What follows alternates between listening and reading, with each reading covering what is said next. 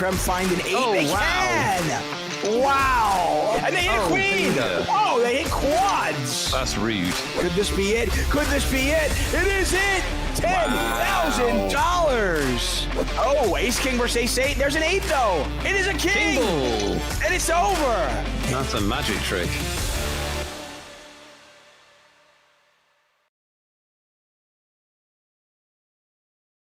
One of the people. Hello and welcome to Magic Monday. How are you guys? We've got a really, really special Magic Monday for you. You know why? Because Hayden is back. Yes, that's right. One of our own, our family member, our amazing director, Hayden, welcomed a beautiful baby girl into his family. He was on leave, but he is back. So this show is going to be mediocre at best. But that's better than it usually is, right, Nick Wealthall? Well, it depends if we're talking about me or you. I will be maintaining my usually Olympian high standard. Good to see you, David. Welcome, everybody. Hopefully it's a magical Monday for you. In the UK, David, we've had relentless rain and darkness today. So I'm hoping we can bring a metaphorical ray of sunshine into our viewers' lives. I'm sure you can. I mean, right? I mean, of course you We can try. We give it a go. Yeah. Well, it's a ray of sunshine for these 8 remaining players. 8 remaining players out of a starting field of nearly 1,000, $8,140 up top. None of the big bounties are left. The $10,000 one went to Diving Minator. Remember this one? Diving Minator was on our final table stream a couple of weeks ago. They finished 28th in this one and took home the $10,000 big boy. Rafael Gallo, 49, who was at our final table at the bottom of your screen center with 2.5 million chips. I have no idea how many blinds that is. It's impossible to know. They picked up one of the $3,000 bounties, so congratulations to them. We do have giveaways for you. We've got free rolls for you, all sorts of fun and a lot of banter. Welcome to the show, everybody. Oh, all in. 7s are at risk. They need a 7. No banter. Not a 7. No banter there. No. That was Sweden CS or just Swess. I don't know. Either way, they are gone in 8th place. Ooh, Secco 1917 picks up an extra $200. Swess, by the way, had locked up nearly $1,400 in bounties. So that, along with 8th place money, we're looking at a little bit over $2,200 when it's all said and done. Not bad. Obviously, I haven't been listening. Have you mentioned that Raphael won this 2 weeks ago? No, I haven't got. That was one of the few things I didn't say. Oh, cool. Working seamlessly together. Yeah. Just was it just 2 weeks ago? Something like that? Very recently. Rafael Gallo, bottom of your final table, won this. And like you said, there are 1,000 runners in this. So players like Rafael and Diving Minator, who won the big bounty, are doing something right. Yeah, it might not just be luck, folks. It might not.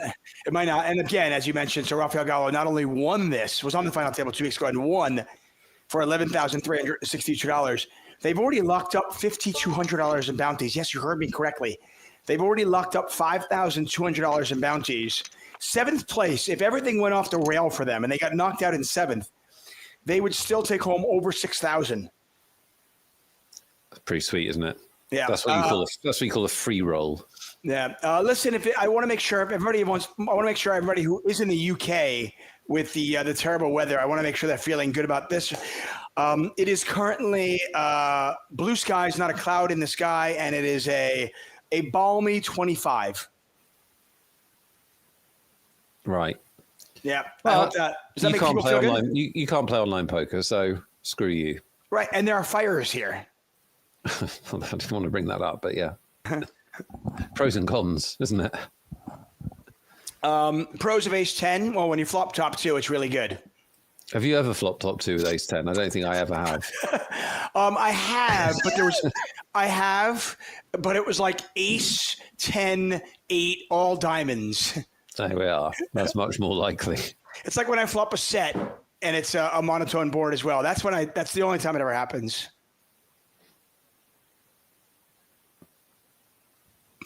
What's up, everybody? Magic Monday here, brought to you by 888 Poker. I want to thank you all for finding us. By the way, home game tomorrow is the one and only Nick Eastwood. I know him. Yeah, join us for the moans and the groans and all the mayhem.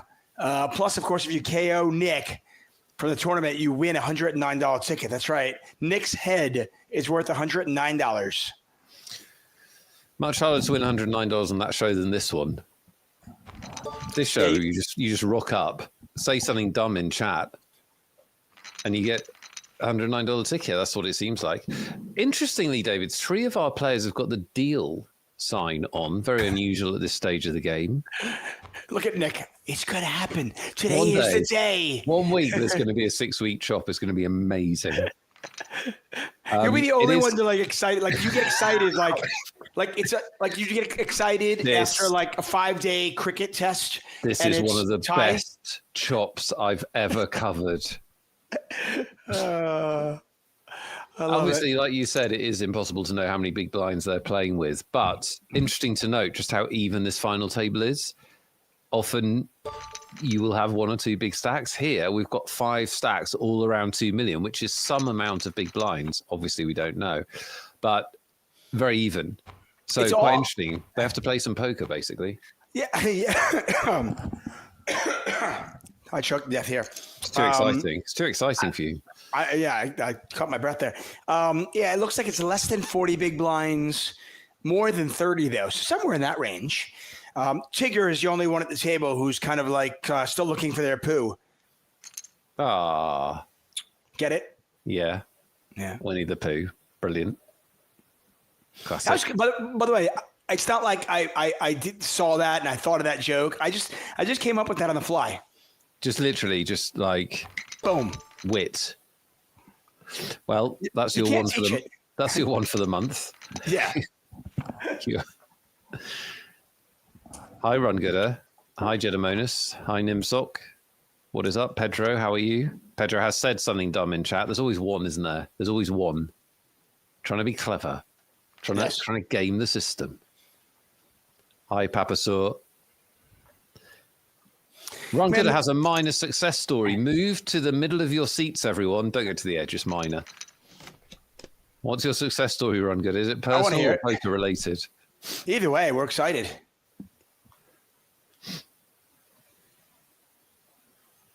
Okay, Run Gooder. I can't keep sitting here. Tell us the story. I know. I'm waiting. I'm waiting to know what this minor success is. I feel like the entire internet is bated breath. Yeah, I mean, I can't follow the poker. I can't even say hi to people. Guys, come on, Run Gooder. Speak faster. J4 is all in. They're going to get this through. In. I think they're going to get this through. Success. There's a success. Boom. I used one of the tickets in this tournament yesterday and finished in 0th place. For $150. You know what? Listen, that sounds impressive because I've never finished in 0th. I have, but I didn't cash. He did it better than you did. Yeah, way better.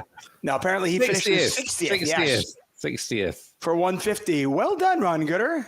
Well, it's very good in this because what have we got? 1,000 entries? 945 entries, yeah. 60th is strong. That is, really, really strong. And honestly, one flip away from winning some crazy, really good money, but that is definitely some good minor success. And by the way, really well described too. I would say that's minor success. Take any success, frankly. Oh, Aaron Baroni KO'd you? He is a nasty person. Yeah. Lime, can we make a new? Right now, she's got a command in there that says "follow Aaron." Can we make one that says "Aaron is mean"? Yeah, agree. Dead man's hand for both players. So this is one that both players are probably really excited about because they think they're winning this hand right now. But we know that's not going to happen. While Bill Hickok was also excited, he thought he was winning the hand. Yeah, he might have. And then he died. Yeah, he might have. Might be the first player ever to win the hand and draw dead all at the same time. Exactly. Well done that you remember the name. Wild Bill Hickok, yeah. Yeah. I mean, everybody knows the story, but I probably would have been like, what is that guy's name? I don't, once you said it, I knew it like that. Lots of giveaways, as I mentioned. Is that a free roll, David? I was going to get to that. 7 $109 tickets to give away and a free roll, everybody. The password is 1988. Good year. 1988. Oh, no. 1988, October. 19888 October. 19888 October. Okay. Lime. The tournament it's October 20th, Lime. Maybe she was. No, I don't know. I'm gonna go with 1988. You know what, Lime? Were you born in 1988? Maybe that's it. Or she went with that one. Maybe she did on the 8th of October. Yes, I think that's it. That's 1988, 8th of October was Lime Ricky's birthday. Happy birthday 12 days ago. Congratulations. And apparently you are 37 years old. Huge. A straight flush draw here for Secco, 1917, who, if they were born in 1917, they're doing very well. They would be the same age as the famous Mother Abigail was in Stephen King's The Stand. That's so random. It is random, but how many people end up being 108 years old? That's true. That is very old. So when I hear 108 years old, there's only one person I can think of, and it's Stephen King, Mother Abigail, The Stand. By the way, my favorite book. They've made a flush, but they're probably already worrying that this final table is going to take longer than their normal bedtime because it's probably 3 p.m. So there's a problem. 1917. Was there a war? There was a war. 1917. Yeah, unfortunately, there was a war. That is bad, isn't it? I mean, I'll throw this at you. It's not a lot of things question, but I want to ask the chat as well. Has there ever been a time over the last, say, 400 years where there has literally been no wars in our world? Has there ever been a time? By the way, classic poker chat. Just fun stuff. You guys can discuss. Chat away. Very exciting. 13 minutes into our show, we have switched over to the big blinds. Oh, yes. Okay, and finally, we can tell how big the stacks are. Fabulous. Right, and our Mother Abigail in the bottom right corner of the screen, a.k.a. Secco 1917, is our chip leader on 44.9 big blinds. Rafael Gallo, 49, defending champion of this tournament, essentially. They won it 2 weeks ago. They've already locked up over 5,000 in bounties. They are currently third in chips with 31 big blinds. I'm getting lots of no's, no, doubt it, no, never, nope. Isn't that depressing? That over the last 400 years, has there ever been a moment in the history of the world where there were no wars going on anywhere? Man's the inhumanity to man, David Tuckman. We've probably got about an hour on air. Let's see if we can sort it out. Jamagi says, Wiki says no. Well, what does Wiki know? Ask AI instead. My AI lied to me last week. What? Yeah. Have you ever had one lie to you? It literally lied to me. I asked it something and I knew half the answer and I needed the other half of the answer. And it got the half I knew wrong. And when I asked it, it said it had fabricated the information because it thought that I would be pleased if I got the answer. Well, that's a can of worms, isn't it? Wait, so it didn't just get it wrong? It actually actively lied to you? Yeah, it admitted it fabricated the answer. I got a tickle in my throat, excuse me. That's a whole can of worms. That is a Pandora's box of worms. You think about the fear of that, about how, over the last decade or so, how people have just relied on Grandma Mary's Grandma Mary posted something on Facebook, so it must be true because it's on the internet. Well, now, if they're listening to Grandma Mary, then certainly AI isn't going to lie to them, right? Oh, God. We're doomed. I mean, listen, we've had a good run. We have had a good run. But it is programmed to please you. As we see a 3-bet by Raphael, which is interesting with ace jack off this stack. I don't know that I love it because I love it. You love it. I do. No. I genuinely love it. I just think ace jack offsuit, ace jack suited, I'm actually more apt to just call because it's a hand that plays pretty well multi-way. Ace jack offsuit doesn't play as well multi-way. I'm in position. I have Billion, who is the real player I'm worried about. Billion was the opener. Secco just called, right?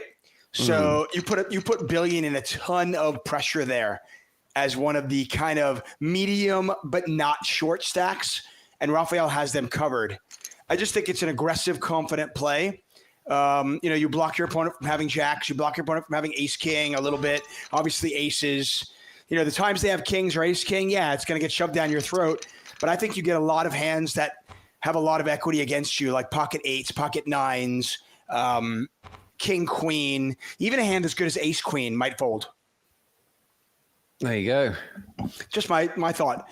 It just looks like okay, this is a guy who won the tournament 2 weeks ago and is playing fearless, and I like it. We disagree, but I don't have the energy to. I don't have the energy to say why.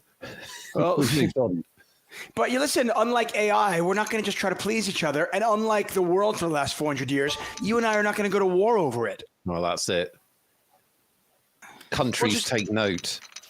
We'll just agree to disagree, and then we move on. You don't have to roll out the tanks, yeah? They don't listen. No. Husky United says, who do you think's going to win this event? I'm going to go with Raphael Gallo. I think he's going to do it twice in 3 weeks, baby. He's got massive leaks in his game, like 3-betting ace jack off, so no. I love it. What's up, everybody? Welcome to our chat. Magic Monday, of course. The free roll starts in 13 minutes. Again, we are celebrating Lime's birthday, 1988, 8 October, in honor of her birthday, actual birth date, which was October 8th of 1988. Factually true. I mean, there's no other reasonable explanation for that password. That's correct.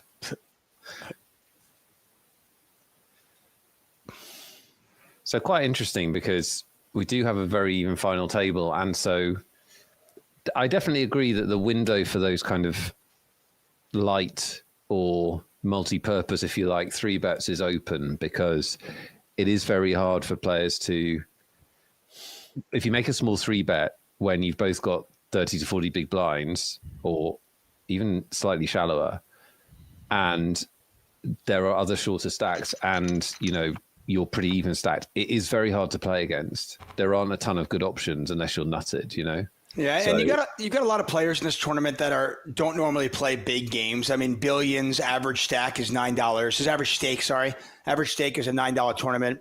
Secco is $13.64. Tam Trigiak $15.71. Tigger and Pooh, by the way, under $9. J-Faw, just $6.68. You've got a lot of players here who are probably not accustomed to playing for this much money.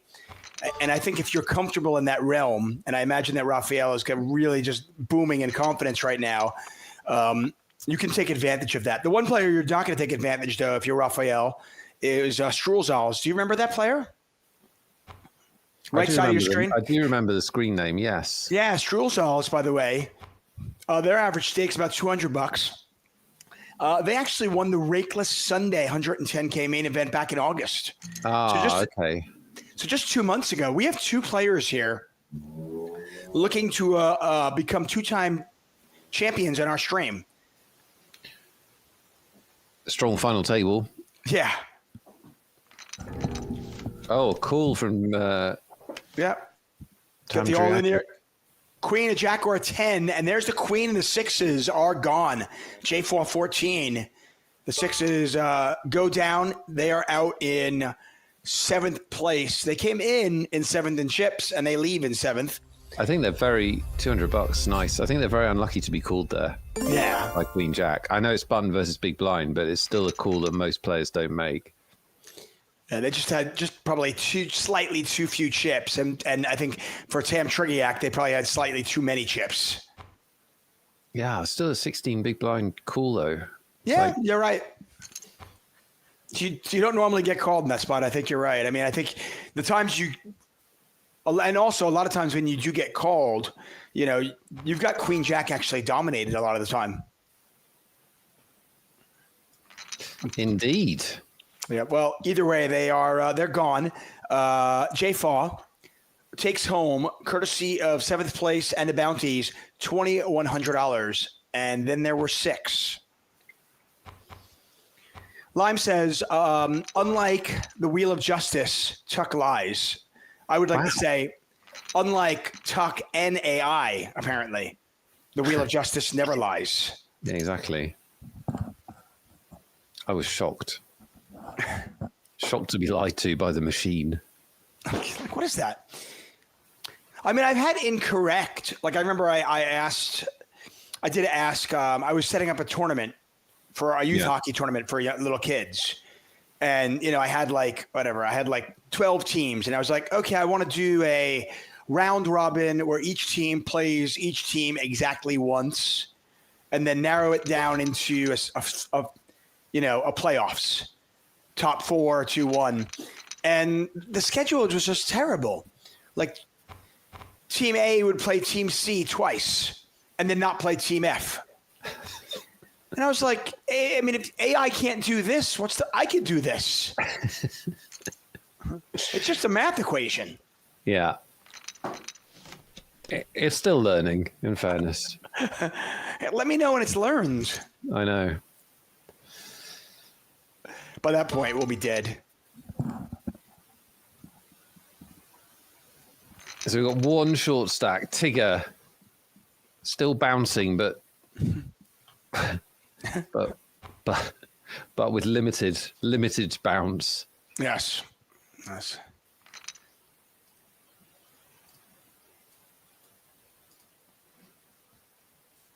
This is an interesting spot here.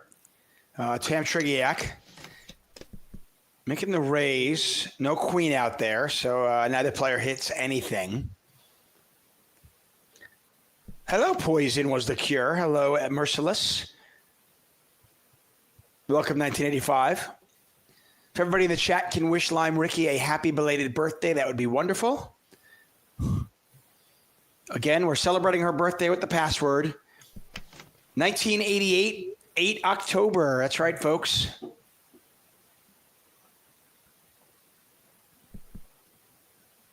That free roll, by the way, starts in 7 minutes. We're giving away $500 in cold hard cash. And depending on how long this final table goes, we'll give you some shout outs along the way. Jack plays in this hand. It's just a very long, slow hand to prove that Jack is bigger than a 10. Right. Which, cool. Yeah, I was just going to tell this awful joke for the 14th time while that hand played out.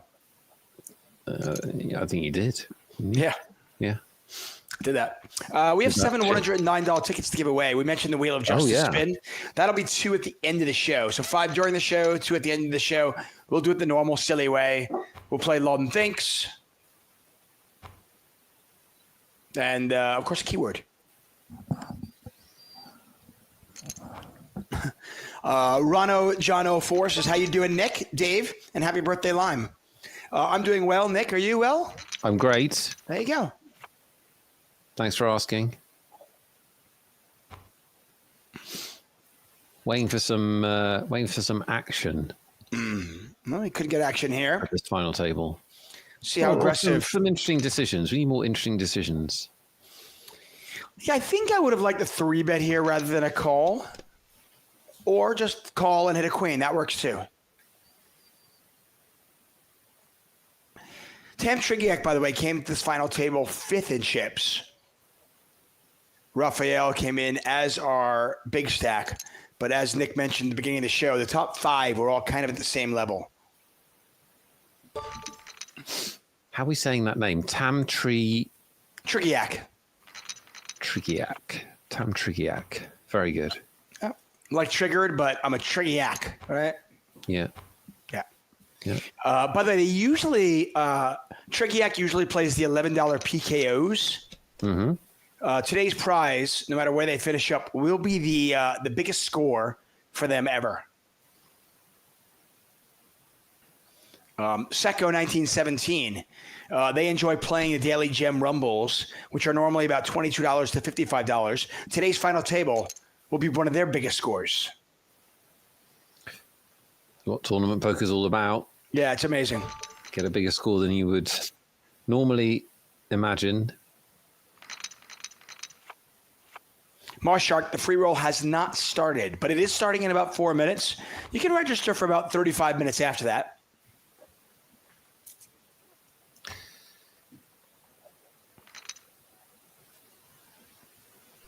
You like baseball, don't you?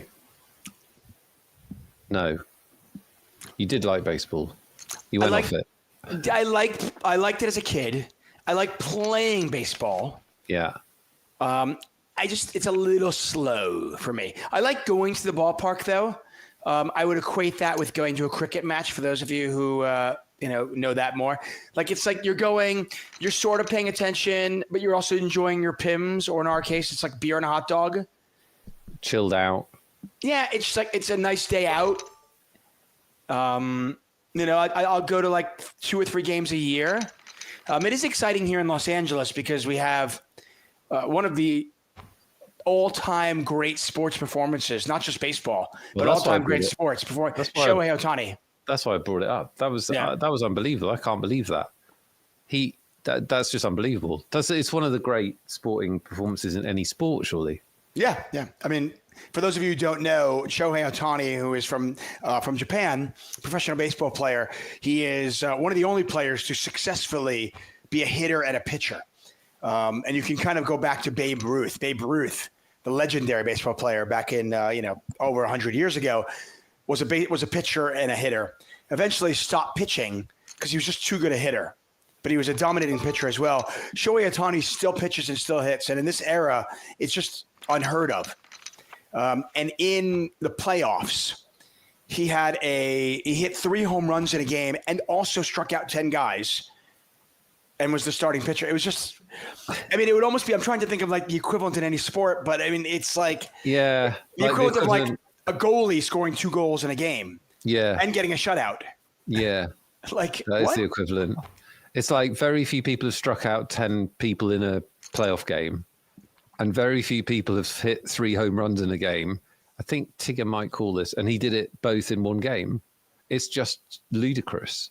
Yeah, Tigger's got to call this, and they do make the call. King Jack versus Jack 4, and I like Tigger's hand here.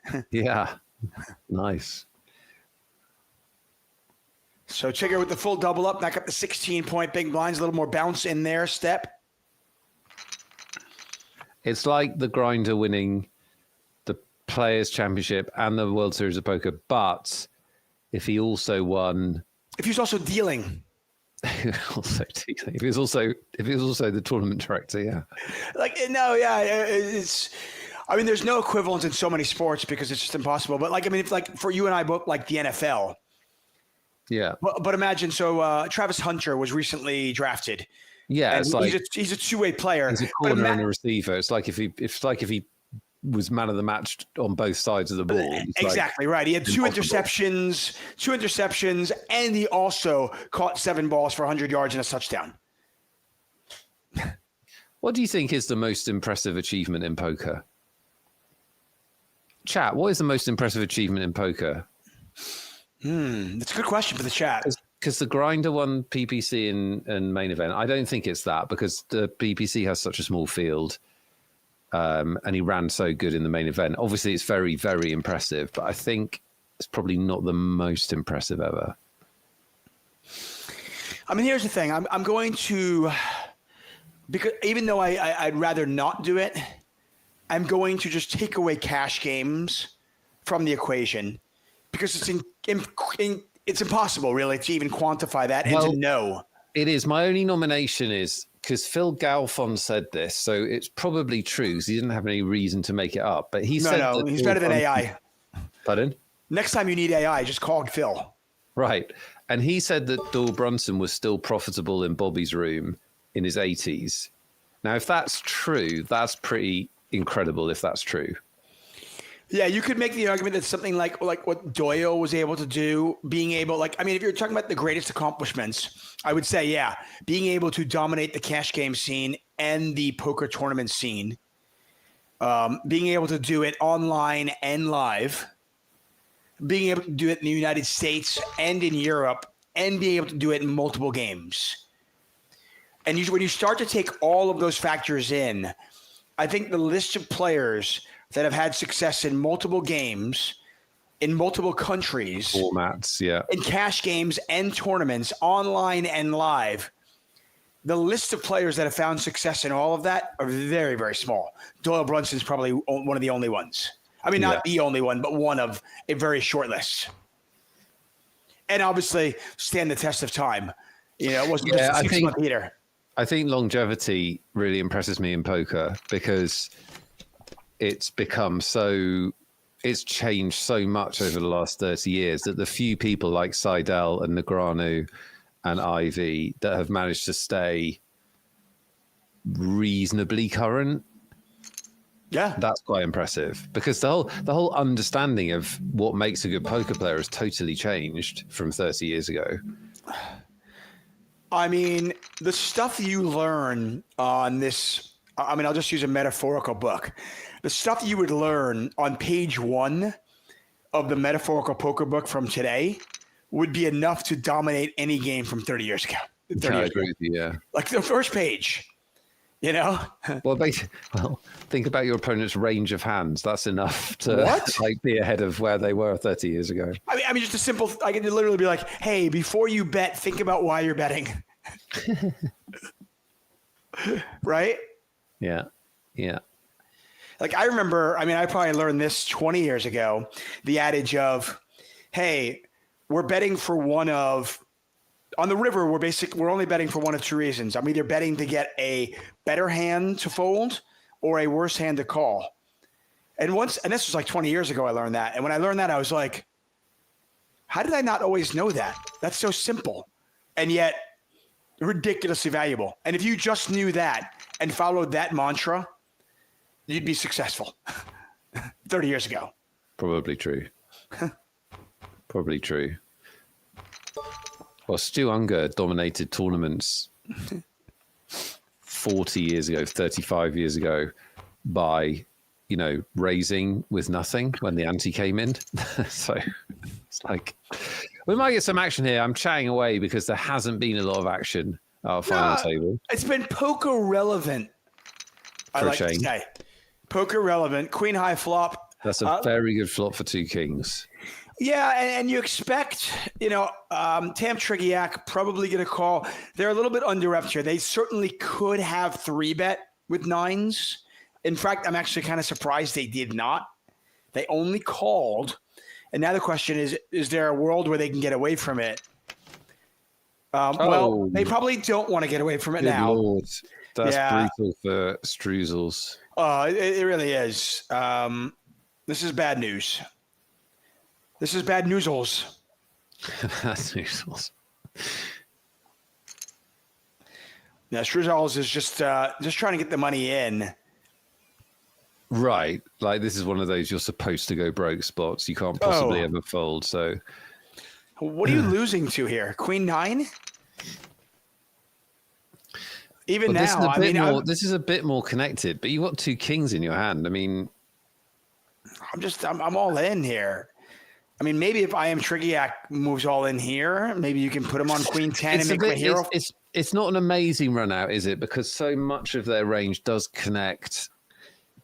They do have a lot of 2-pair stuff, but I don't think you can not bet here because they do have ace queen, they do have queen jack, they do have 10 jack, they do have stuff like that. You've got to go broke, I'm afraid.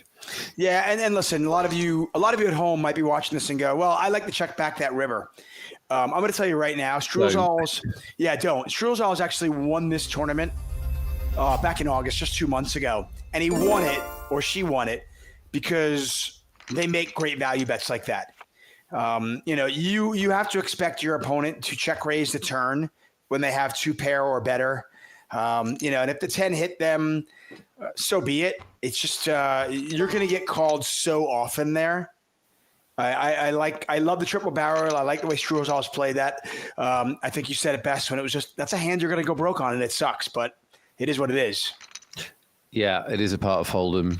It's very annoying when it happens, but you can't, I know it's tough, but you can't let those occasions stop you from getting value on other occasions, which is what a lot of players suffer from. Yeah, interesting turn card here. Tigger picks up a flush draw, but Secco now with 2 pair. And look at this. They're going to chop it up, actually. Both players with 9s and 8s with a king kicker. Yeah, look at that. And I think that's true. It's like disappointment in life. You can use the analogy in so many different things. When we face disappointment, no matter what it is, as human beings, our brain kind of conditions us to not do that thing again. Yeah. And you've got to realize that in life, not just poker, but in life as well, sometimes we've got to continue doing that thing. It's like the old adage of like, get back on the horse, get back on the bike, even if you fall down. It's the same. I was just saying the analogy of poker. Like, yes, it didn't work this time. Yeah, you fell off the bike. Get back on and make that value bet again and again.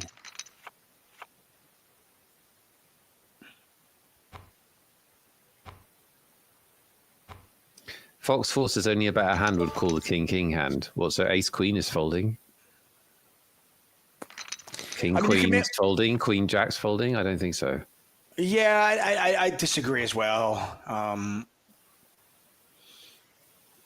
I think the only counterpoint would be that there aren't lots of bluffs because it's such a dry flop. But there are some bluffs. They do pick up, they do pick up draws on the turn that they then bet, and it's just you just can't not bet there. I think your hand's too strong. There's too many potential hands they can call with. And the fact of the matter is, you got to realize that the fact that Trignac did not 3-bet out of the small blind, maybe you don't think they have ace queen there, although they didn't 3-bet 9s. I'm not really all that worried about a lot of hands. Like pocket queens is almost always 3-betting. Pocket 9s, to be honest with you, is probably 3-betting more often than not. They just didn't that time. I'm going to want to bluff in that situation sometime to put some pressure on my opponent's hands that either backed into a pair, maybe had second pair, or even maybe they had a weak queen suited, queen X suited or something like that. So I like the play. I'll tell you what I like, David. What do you like? I like giving away tickets. I love that. I thought you might say that too. I was thinking Nick might say that now. I did say that. Yeah. I don't have a question though. Do you have a question? I can think of one. Give me 30 seconds, my friend. I can definitely do that. I've been thinking of things, so I've got some stuff for you. You think of things. It's good that. I think of lots of things, yes. Yeah. There's a lot going on. People say there's nothing. There's a lot going on.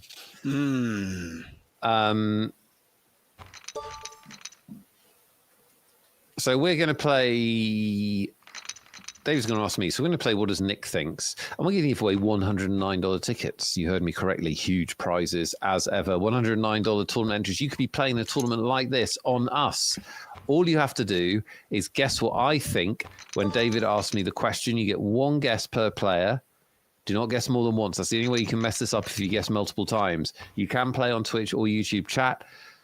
Nearest my answer, I will try and give the best answer I can. Google doesn't help you, but the nearest my answer wins. We need 2 unique values to win. So if someone else answers the same as you, whoever's first owns that value, if that makes sense. Lime runs the contest in chat. And we see an all-in from Tigger. Yep, King, it is. Got to fade the river. 9-ball corner pocket, not going to happen. The 7 problem. had a full double up for Tigger. Look at Tigger here. 23 bigs. By the way, I was remiss. I did not mention that Struzals, who won this event two months ago for $11,000, out in sixth place. When it's all said and done, with the bounties, they take home just under 2K here. So not a bad run for them. Obviously not as good as 2 months ago, but they went down in flames. And we are down to 5. I've got my question for you whenever you're ready. Brilliant. Let's do it. Let's give away 2 $109 tickets. Get hyped, chat. Here we go. I am going to give you a little bit of background on this. It's going to be about my house, my thing. I brought up the Stephen King book, the fact that I like to read. My wife's a literacy instructor. She literally teaches literacy to little kids. So, and I'm going to give you a little background around my house. Obviously, I know you've been here, you've seen it, but just for people who don't know. Oh, we got Nolan in the call. Sixes versus 6. It's a great way to get action. Do a contest. Contest. Right? The 6 is old. Look at Tigger. He cannot lose. Billion. Not going to win $1 billion today, unfortunately. No, not. Well, I mean, listen, the day is young. Maybe they'll still win it later on. Not here. Not here, though. Billion gone in 5th place. 4 players remain. Billion will take home about $2,400. Okay. I have in my office 2 bookshelves. Okay. My wife has a little library that has like floor to ceiling bookshelves. Okay. My kids have 1 bookshelf in their bedroom. Okay. How many books do we collectively own and have in the Tuckman house right now, Nick Wealthall? How many books do we have? How many does Molly have? How many shelves? She has it's 4 shelves. Right. It's floor to ceiling, a little library for her. Yeah. Like I said, she teaches literacy. My kids have 2 smaller ones. Yeah. I've got 2 kind of moderately sized bookshelves in my office. And that's all the books in the house. Okay. How many books in David's house? How many books in my house? I'm looking at my bookshelves to get Right. We do like to pretend like we are educated, but you can do the math there. My wife's got 4 floor to ceiling. My kids have 2 small ones. I have 2 kind of medium-sized ones in my room. The nuts on the turn for Raphael. No longer the nuts, but they still do have the best hand here. Not a big pot brewing. The answers are coming in, folks. How many books do we have? At this point, you're going to have to interpret it for yourself, Leo Gygek. It's part of the game. How does Nick interpret the question? Champagne Poker loves this question, right? Now, you got to remember, like, my wife's actually intelligent, right? Keep in mind, my wife's an intelligent person. I'm taking that into account, yeah. Right, and I like to pretend I'm intelligent. Okay, not for us, but in other parts of your life, yeah. No, this is me pretending I'm intelligent. Oh, Jesus. It's the big bookshelves that I'm struggling with. Because they sound very big. I mean, they said they're floor to ceiling, yeah. Yeah. 4. I mean, we don't live in a museum, though. I mean, it's not like, the ceilings aren't 40 feet high. I got you, yeah. Okay. Still, it's taller than a person, right? Yes. It's actually one of those bookshelves where we have a ladder that slides. It's like a sliding, like, the library ladders? No, you don't. We do, I swear. Do you? I'll take a picture. Oh, my God. My wife wanted that, so we built it for her. It's actually a sliding ladder along the bookshelf. Oh, my God, chat, we're low. We're low on it. Well, I guess it's a low. Yeah. Wow.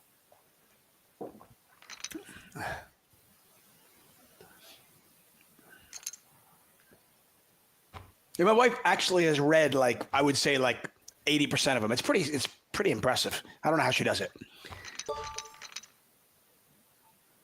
Tigger is happy to make a deal. And why not? That's so Tigger-like, you know what I mean? It's like, hey, we're all romping through the forest. I'm hopping along.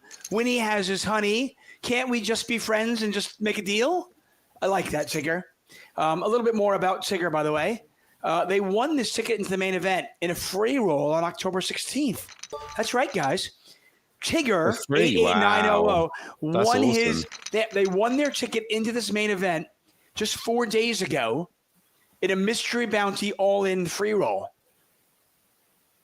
So Tigger is on the ultimate bouncy ride right now.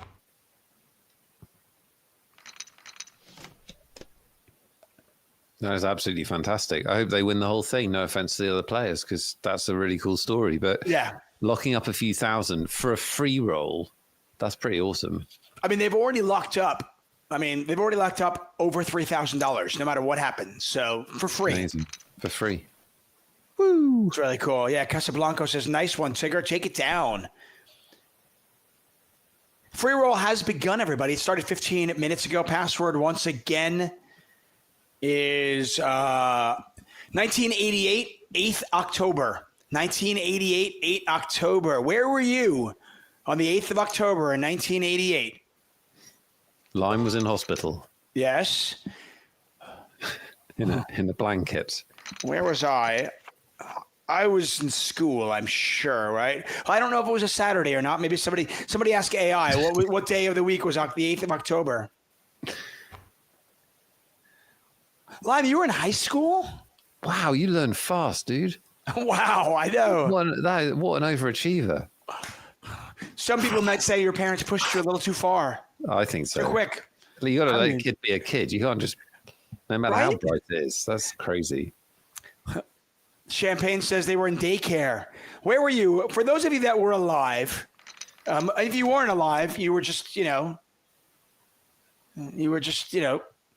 still in mom and dad somehow. Tam Trigiak. He's getting a little bit over their skis here. Yes, we're four-handed. Are you getting triggered? They've defended against a 3-bet with a player, and he has 20-odd big blinds behind with 6-5 offsuit. And this is going to be expensive.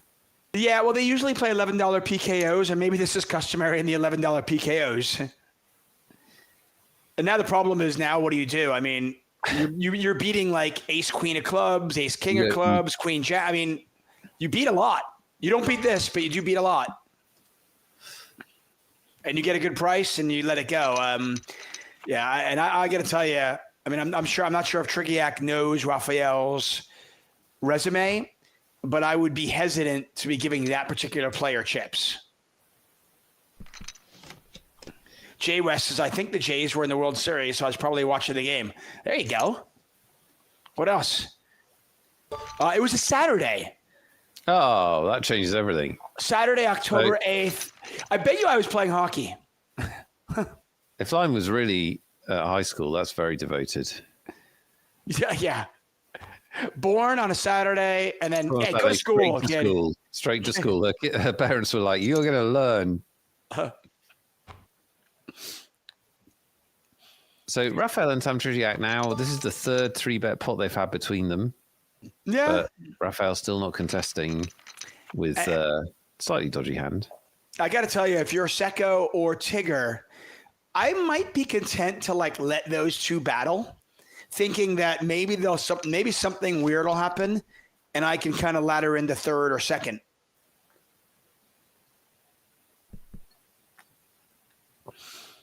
Now I want to see pictures of everybody in October 8th, 1988. I want to see everybody what they were doing.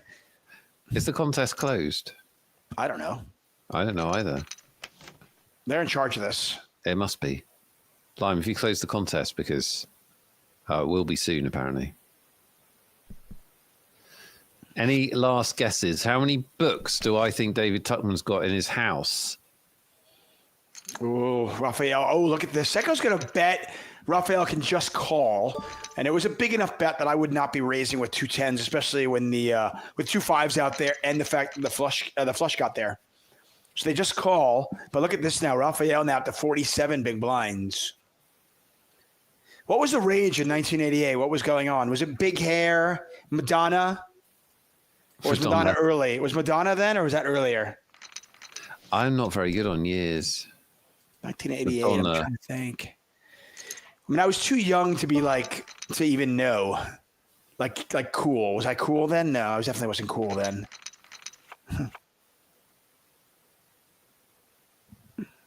What was Madonna doing?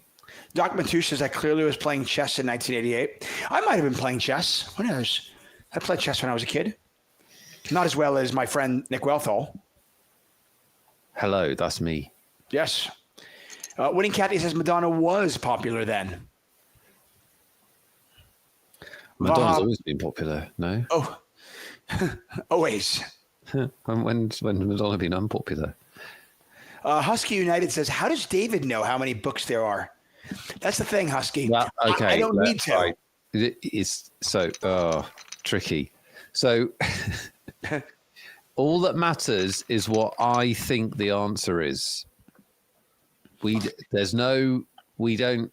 Obviously, after the show, David's going to go around his house and count all the books just to see. But for this, it's whoever is closest to what I think. Husky, if you haven't encountered this before, it's a gambling game that people play in casinos and poker rooms and bars and restaurants, which you can play with your friends. And it can be any question. That's the beauty of the game. True story. Sometimes there are actual answers. Sometimes there are, people have no idea what the actual answer is. I mean, Nick has asked me, how many more days I will live. But I don't actually know that. No. But you will. He asked me to think it though. I apparently I will. But yeah, I'm not going to we're not going to be like, okay, conte's closed. I'm going to take my mic off and I'm going to go count and whoever's closest. No, it's whatever Nick thinks. So you don't actually have to have any actual knowledge. You can just guess. But we do, we always point this out, we always do try to get the answer right. Yeah, we'll give it our best shot. I've really thought about how many books you've got, and I sort of think I'm low, but... But I'm sure you looked at your bookshelf right there, and you were like, okay, I tried to extrapolate, but I'm not sophisticated enough to have had a library with a moving ladder and that kind of thing, so I don't, do you know what I mean? I'm a bit out of my depth when it comes to libraries. I mean, in all fairness, the ladder very rarely moves. The cats just like to go on it, but it's still there. It's still cool. It's very cool. We've got winners, David Tutman. Yes, I love winners. We've got a straight, by the way, for I Am Trigiac. Well, that's probably a winner as well. That is a winner. Oh, and Secco betting here. Not quite. This is an area, by the way, where I don't know if we're getting called by worse. And I don't know if we're getting better to fold. Maybe we are, but it's not a big enough bet to get. I don't think we're getting two pair to fold. I think you can get called by worse, though. Random stuff. Really? Like a 7? It's not much going on. Okay. It has, however, knocked Secco down to 10 big blinds, that little bluff. Yeah, it does. Okay, well, we're heading to break. I asked you a question, Nick. I asked you, obviously, you've been to my house many times. I know you've obviously read most of the books here. How many books are in my home? Very, very easy when you break it down, as you helpfully did for me. Like in the office with you right now, there are 120 books. Your kids have got 90 books. And then Molly has a huge amount of books. There's like a lot, like floor to ceiling, 4 bookshelves. That's a lot. Yeah. Anyway, when you add everything up, there are in your house right now 936 books. That is the exact right answer, Husky. That's how it's done. 936 is the exact right answer. That's how many books are in my home right now. I don't even read, folks. Hate it. But there are 936 of those books in here. And if you've answered 936 or about 936, you may have just won a $109 ticket. In actuality, C422, apparently Lime Rookie had to do some math. C422 was second closest with 975. Mm-hmm. And our closest, just 16 away. Farting Potato Lord said 920. Very, very good guess by the Potato Lord. Yeah, a really, really good guess. You have each just won a $109 ticket. If you win a ticket, like you just did, or if you ever win a ticket, folks, make sure your whispers are not set to private so Lime Ricky can get a hold of you in the chat and get you that ticket. We still have 3 more $109 tickets to give away during the show, and then 2 more at the end of the show. So if you did not win, don't fret. 4 players remain. Will Rafael Gallo go win this again for the second time in just 3 weeks? Yeah, twice in a month is pretty crazy. 1,000 players every week. There's only 4 tournaments in a week, or 5 in a month, or 5 tournaments in a month. So yeah. You've got a lot of books. Yes, true story. Huh. I mean, I will tell you that a lot of the books in my room right now are poker related, and Sure. many of them were given to me. But yes, I do have many books. Pair of jacks and a flush Dream draw. turn card. Yeah, Dream turn card. It's just like Raphael's got everything. I am Trigiac. They're drawing dead to a king, I guess, right? Yeah, they need a king. Not many of those in the deck. 14 big blinds in there, and Rafael Gallo, by the way, likely to overtake the chip lead at this point. Unless I was going to say they were going to fold the river, but now they're not folding. Yeah, they didn't want to see that 9 because Why? I don't know. Just makes it a little bit less likely they get paid. Oh, okay. Well, they've actually checked it. I mean, they played this hand really well. They checked the turn. Yeah, Tam. I can't say this name. This is a real problem when they go all the way. Yeah. Trigiac has been, betting when checked to a lot, but not this time. Yep. Rafael Gallo now back in the chip lead. And Tam Trigiac has triggered Nick. And with that, we're going to head to a break. 4 players remain. Back in 5 minutes. The more I learn about the game, the more I realize how I underestimated how important position really is. Position in poker determines whether you're first or second to act. So at the table, the first few positions are an early position, under the gun, +1 or 2, depending on how big the table is. And then it becomes middle position, so hijack, cutoff, button. And then you have the blinds, small blind and big blind. When I first started playing poker, I was more interested in whether my hand was good or bad. And the flop was good or bad for my hand. Did I make the nuts? Did I not? Should I bluff? Whatever. I didn't really think that much about position. I knew it was something. People told me it was important, but I never really figured out why it was important. And these days, I realize that it is largely determining how big of a pot I can win and potentially lose. Playing out of position, it's harder to get value and it's harder to bluff effectively. And those are 2 pretty important tenets of the game of poker. When you think about playing a big pot in poker, you think about, I'm gonna have to bet before the flop, on the turn, on the river, right? You have a really good hand, you wanna make all those bets. When you're in position, you're last to act and will always get the chance to reopen the betting action. But when you're out of position, often you're gonna be checking your opponent, and that means that sometimes you get to the river and you'll be wanting to put another bet, but you're gonna check and hope to trap or let them bet, and they'll just check back and you won't get your value. And so if you think about it, when you get to the river of a decent sized pot, the pot's gonna be a lot bigger if you have the chance to bet in position versus when you're checking out of position. So at times you're gonna have to play out of position, and there are some things you can do to change your game to make it more profitable for you. One of them is to start with a tighter range. Because it's harder to bluff effectively and get value, you just want to start with a tighter range, give you a better chance to win the pot and then win bigger pots. Other things you can do post-flop would be either to check raise an opponent more often who bets too much, or if they bluff too much, you want to check call them and trap them with your strong hands.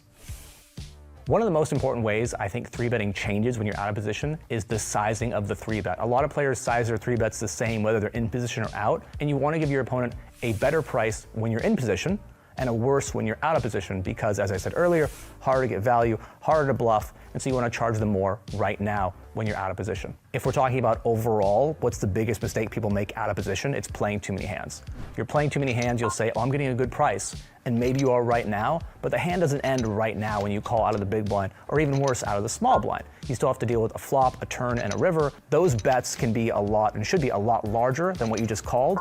And yes, you're getting a good price right now, but what happens in the river when you're playing a 100 big blind pot with a mediocre hand?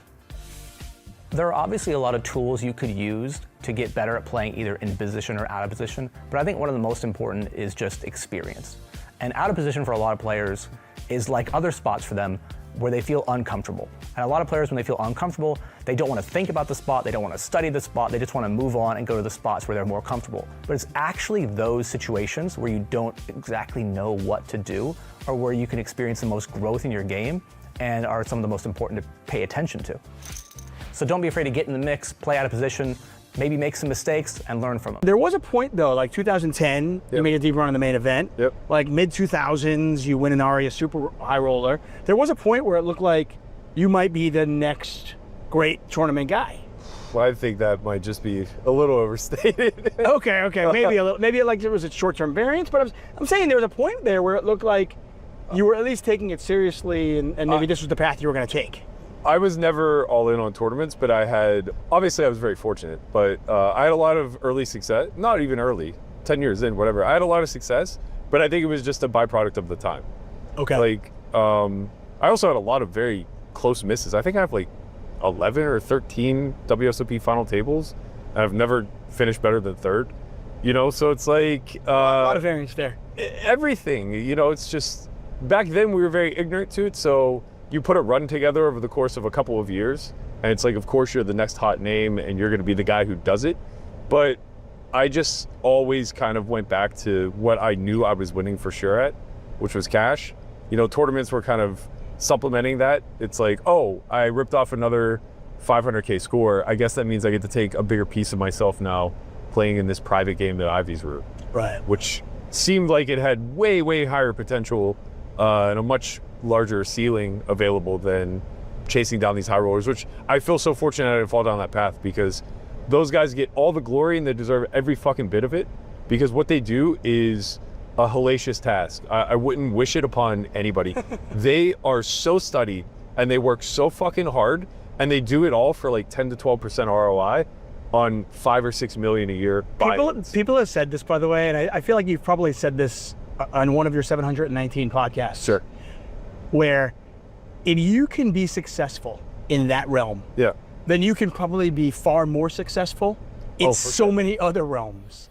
Welcome back to Magic Monday. We are down to 4 players. The story right now, all Rafael Gallo, 49, who is our chip leader, was our chip leader at the start of this final table, relinquished that for a while, but has regained that chip lead.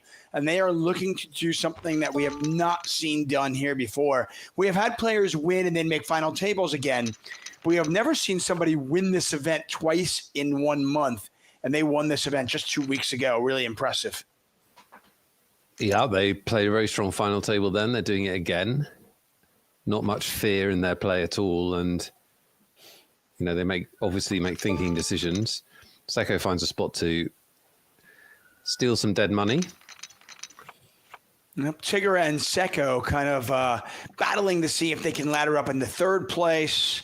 Rafael going to try to pick up as many of these chips as they can. And you can see them, as they have more chips, they are willing to put them to use.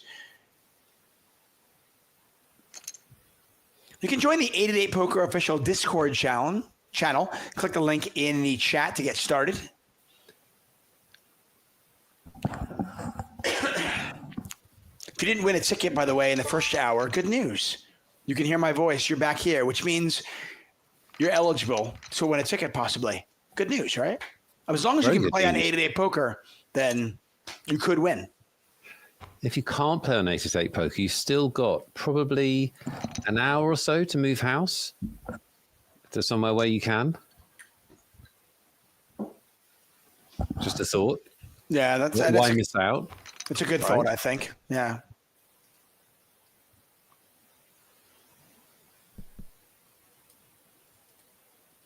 Overs and a gut shot here for Seko. Ace high for Tregiak. Check on the turn. What's up, everybody? Thanks so much for finding us here on a Magic Monday. The magic never stops, folks. That's right. Once a week, we're here. And how about that gut shot? You make the straight. Seko, 1917, going to win this. Just a question, can they get paid? They're going to bet. They do need a bit of magic. That definitely was a bit of magic, and it all helps. Chips are so valuable at this point. Not a lot of chips in play. And that puts them ahead of Tigger, no longer the short stack. Yep. Tigger, who's here on a free roll. That's amazing to me. Yeah, it's such a cool story. Yeah, really cool. Again, yeah, they won their free roll ticket just 4 days ago. I mean, just be like, oh, cool, I won a ticket. And then you're like, oh, I'll play. Why not? It'll be fun. And then, just a couple of days later, you find yourself at the final table playing for thousands of dollars. It's just insane. Rafael Gallo could get Seiko in trouble. We'll see how aggressive Seiko wants to get. Four-handed. You've got ICM considerations. Not much ICM consideration, though. It's tough. Yeah. If Rafael 3-bets, I was going to say small 3-bet, but I don't know. Seiko probably just has to give it up. I think so too. Yeah, they're gonna make that fold, and you can see the power. I mean, it turns out Rafael actually had a hand there, but they didn't need to have one. Yeah, well, I mentioned earlier on, small 3-bets in this kind of situation are very, very strong. Yeah, especially if you've got the other player covered. You're asking them, do you want to play for your whole stack? And most of the time, the answer is going to be no. So you're not risking that many chips to win. Probably 2x whatever you bet, or the equivalent of what you bet if you bet like 5 big blinds. No. Gut shot here for Trigiak, top pair for Tigger, and I'm probably just piling it in here. We'll see what Tigger wants to do, and they are going to just pile it in. They're going to get called, surely. It's oh no, excuse me, sorry. Yeah, they're not going to get called. I was hallucinating straight draws. Well, I mean, they do have a gut shot. Yeah, but probably not enough. No, they just let it go. I mean, it's one of the reasons why it's actually a pretty strong play. Let's say you had their, Jack 10, or let's say you had even bottom pair with some sort of gut shot type thing. You can put a lot of pressure and deny your opponent a ton of equity. In that case, I think you've got 3 minutes to get in the free roll if you haven't already. Yes. Last call for the free roll. If you're watching this and you're not playing it, you're crazy. There's free money in there. Free. It's free. That means it doesn't cost you anything to play, and you might win something. It's a no-brainer. You now have 2 minutes. Get in there. Password is 1988, 8 October. 1988, 8 October. So there are 3 8s in there. That might also be related to 888 poker. I doubt it. It's probably, more likely it's 1988, 8th of October. Do that. Ace versus ace. This is very likely to be a chop,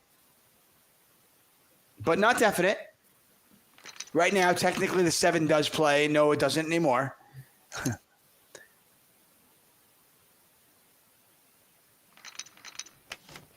Oh, the 7 plays. Look at that. Yeah. When it's your day. Yeah, exactly. Tough break here for Tigger. Okay. Yeah, I think that's right. I don't think they get called by I mean, there's other 2 pairs, I suppose, but they get called by a smaller 2 pair? They probably do, yeah. It's just that they don't very often have a smaller 2 pair. Yeah, okay. Fair enough. Both players with ace high here on this king high board. Again, 5 $109 tickets still to give away in our show. Just talk about what's going on here on our 888 Twitch channel. Nick Eastwood, our host for the home game tomorrow.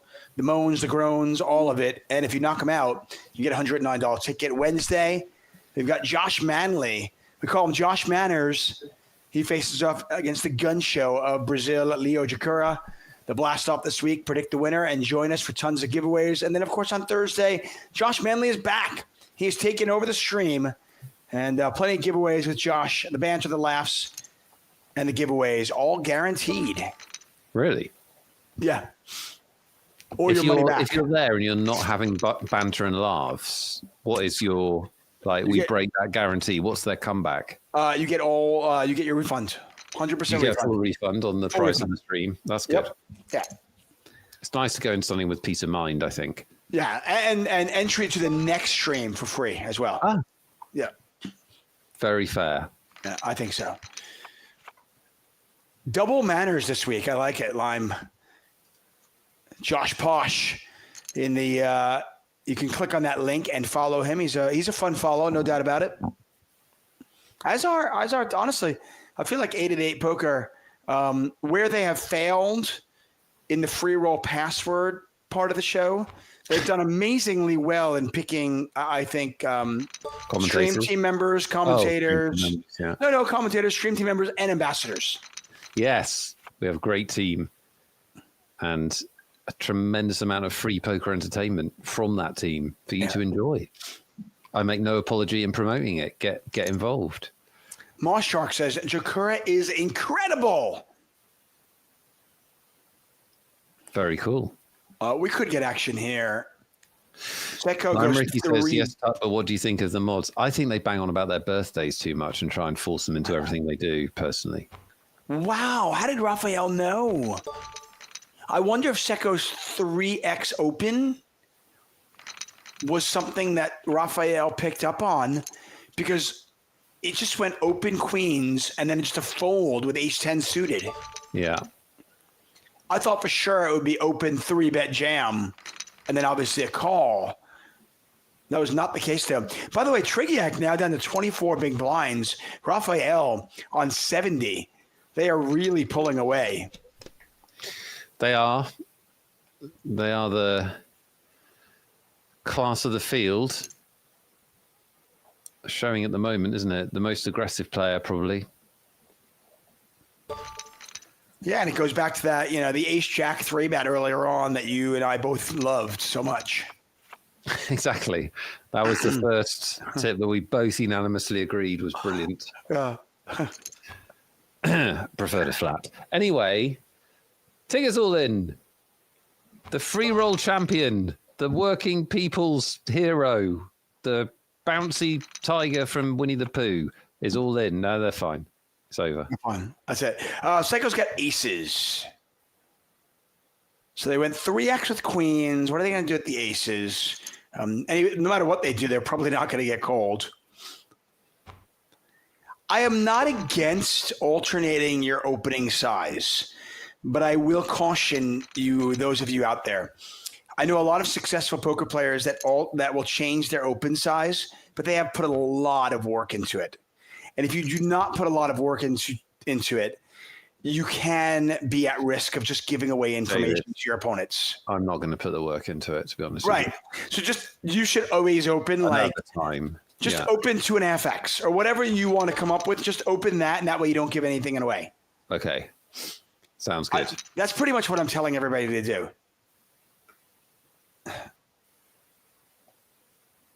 Max Steinberg was a great poker player several years ago. Still a good poker player, but doesn't do it full time like he used to.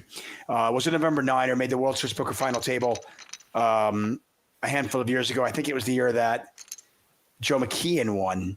Anyway, Max is a multiple bracelet winner as well. Great guy, very good poker player, and he's got a great mind behind the game. Could get some action here, by the way. Got an all in. See if Tigger makes this call.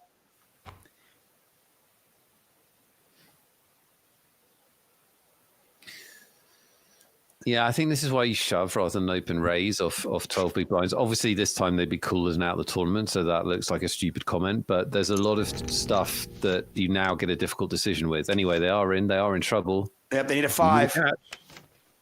That is not a 5. Ah, so close. By the way, the 4 spades on the turn, I feel like whoever's dealing doesn't understand the we're trying to tell a story here. Yeah, 4 spades on the turn would have been a really fun card. Very good point. Very bad lack of narrative. Hey, shout out to Tigger. A free roll turned into how much, David? Oh my gosh. Like that, literally thousands. Tigger is walking home, courtesy of the bounties and fourth place money. They are bouncing home with $3,300 like this. Doing, doing, doing, doing. It's amazing. Well done, them. They can buy Pooh all the honey that Pooh wants. I can confidently say I have never turned a free roll into $3,300. That's never. Pretty sick. That is pretty sick. I mean, the best I've ever done on a free roll is I won I won some bounties, so I got some headphones. My best ever is an iPad, back when iPads were cool. That's cool. I just bought a new iPad, by the way. They're still cool. Oh, yeah, iPads are awesome. Yeah, I mean, they're still. I got a fancy one with a pencil and everything. It's actually really sweet. I know I've told you this before. I've definitely told this story before, but it was for another online poker site. and I was there What? as a. It was a media tournament. I was supposed to be hosting a table, and they said, play and give everyone a good time, but you can't win. And I said, okay. And then they said, there's an iPad for each table. I said, yeah, I'm going to win. They're like, people have never played poker before, that kind of thing. I'm like, but did you at least? iPad. What do you want me to do? Did you show them a good time? Pardon? Did you show them a good time at least? Yeah, they had fun. They just didn't win the iPad. Right. That's amazing. Listen, they had plenty of fun. They didn't need that iPad. They probably all the iPad. They didn't know there was had... going to be an iPad, so they never missed it. What? Yeah, they all had one probably. Probably. I think this was back when everyone didn't have one, but it was fun. Yeah. So what price? So what price would you make Raphael for this win? They're probably the strongest player with respect to the other two who we don't know as well.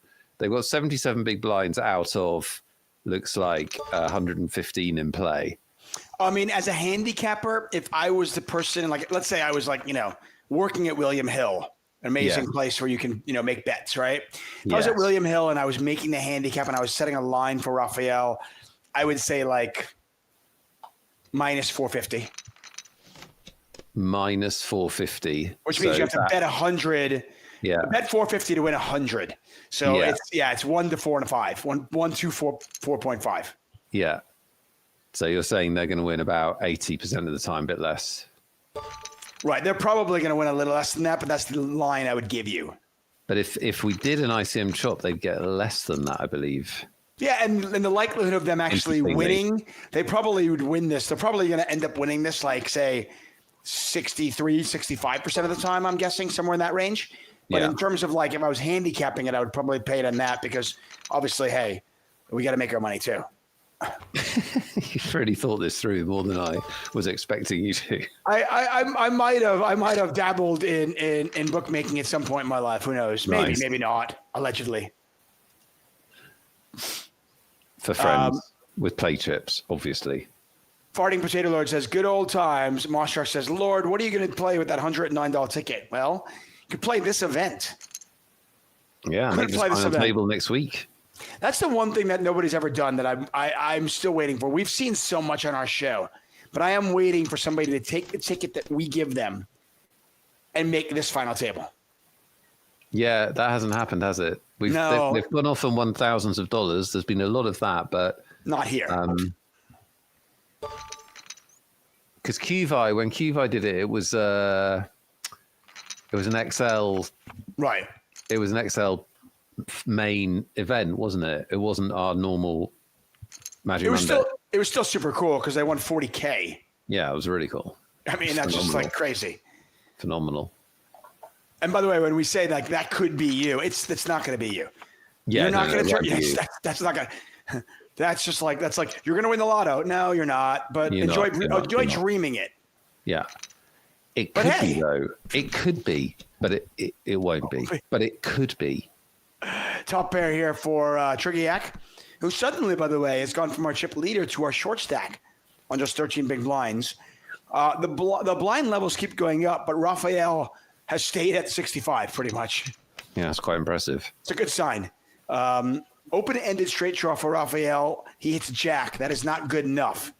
Check on the turn. I think Trigiak, wow. Trigiak did not bet the turn or the river. Yeah, I think definitely the river. Raphael's so capped there. You just, you just have the best hand almost all the time. We're three-handed. Yeah. I mean, Andy Barnum won $25 with their $109 ticket. Boom. That's clear profit. Better than nothing. Yeah, keep in mind, the $109 ticket, you can't cash that in. Like, it's not a ticket where you can go, it's worth $109. No. Play. Exactly. So, like, if you win 100 with that, it's not like you lost 9. No, you won 100. You didn't have 100. Now you have 100. They've been trying for years to make a Magic Monday stream. Best they've done is 16th, which is very close, Leo, obviously. Good luck next time. Brent made a final table off the ticket, but not for the show. It's very hard to do. I mean, you're trying to make a specific final table in one tournament with 1,000 runners. Yeah, I will tell you that if you ever do make this final table with one of the tickets that we give you, you will be immortalized in our chat. You will have your own be a legend. Yeah, you'll have your own your own handle that Lime will make up. We will no longer be objective. We will just outwardly root for you that day. We might even get hats made up in honor of you. We might not. We probably would get hats, David Tuckman. Probably. We probably would. Maybe not.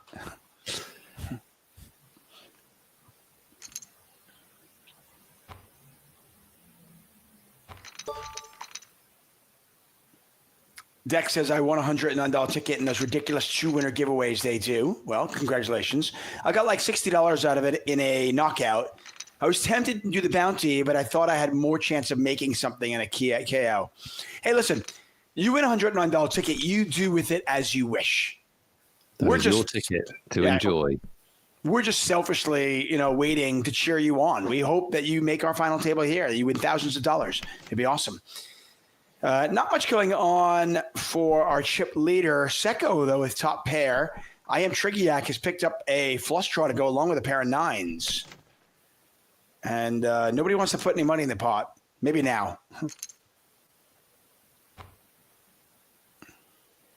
I Am Trigiac and Secco very unmotivated at this point to put chips in the pot. I wonder if Raphael picks up on that and starts to put a little bit of pressure on there, or also picks up the fact that they're kind of like letting him bluff.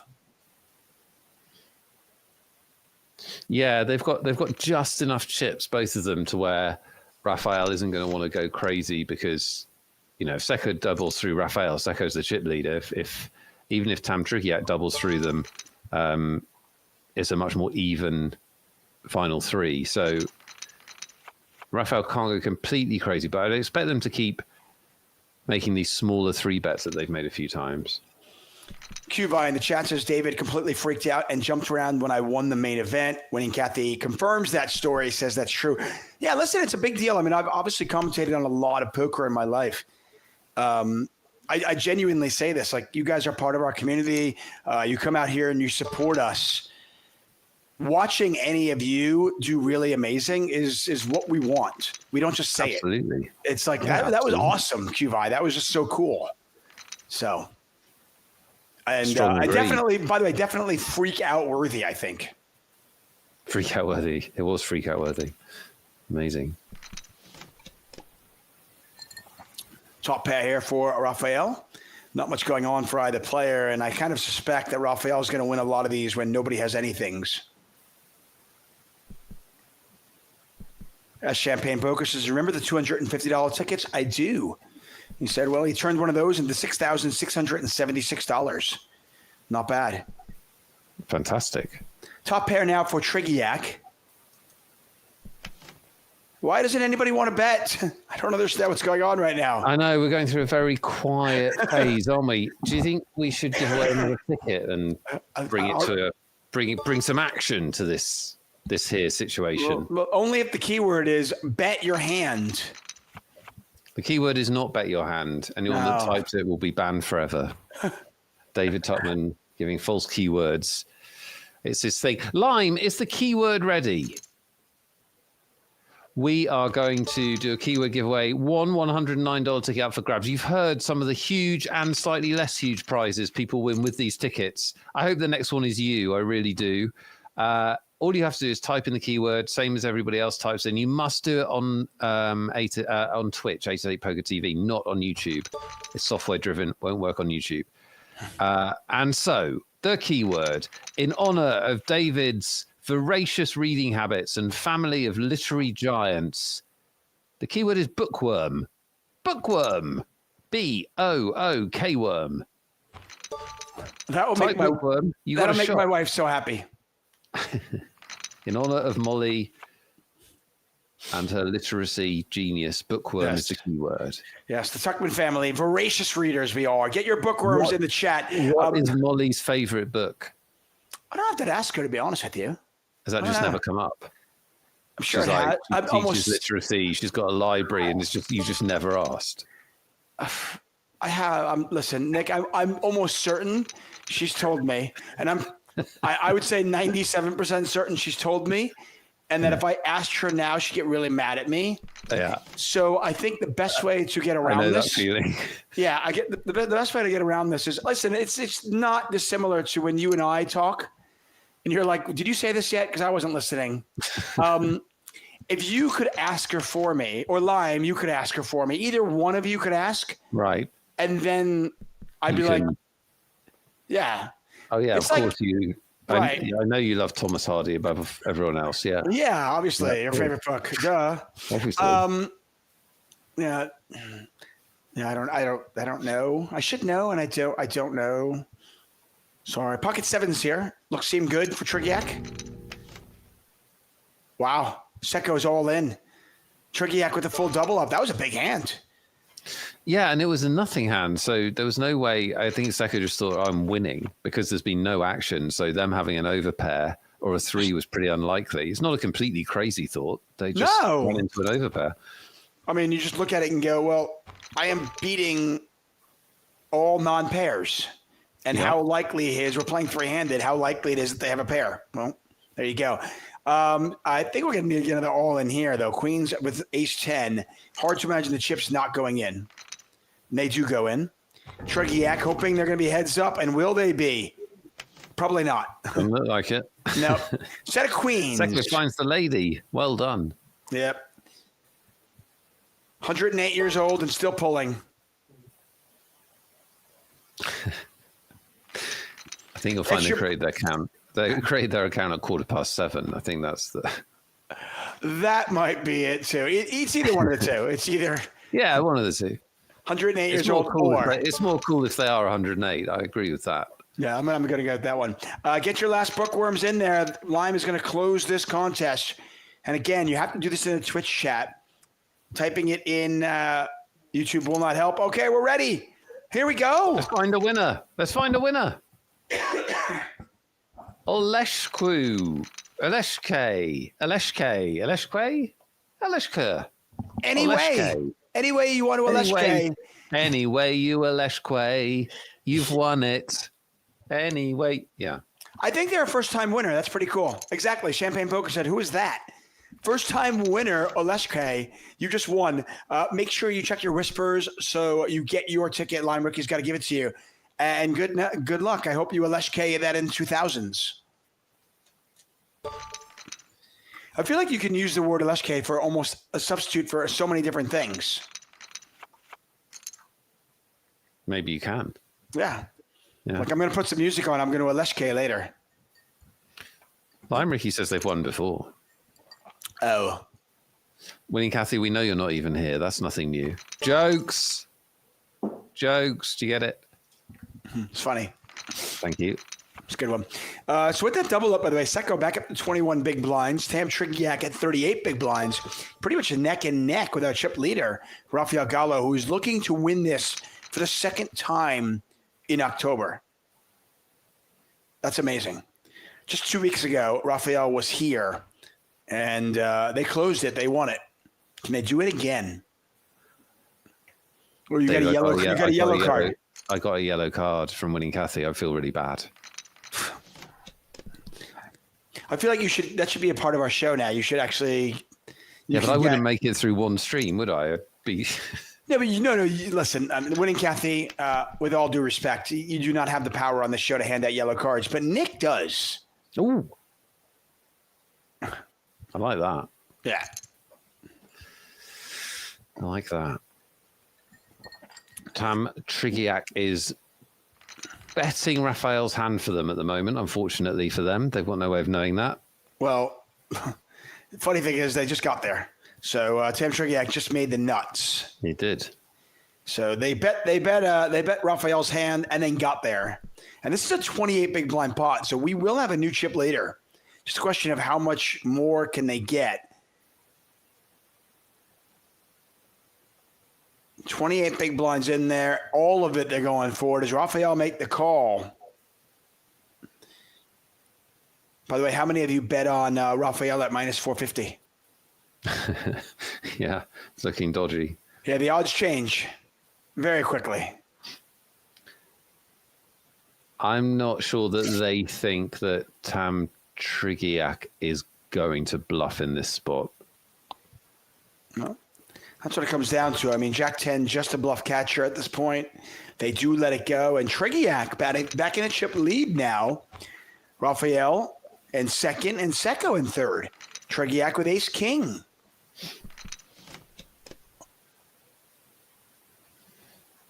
Yeah, it was only 3 minutes ago when Raphael had, well, you made them minus 450 because they had 80% of the chips.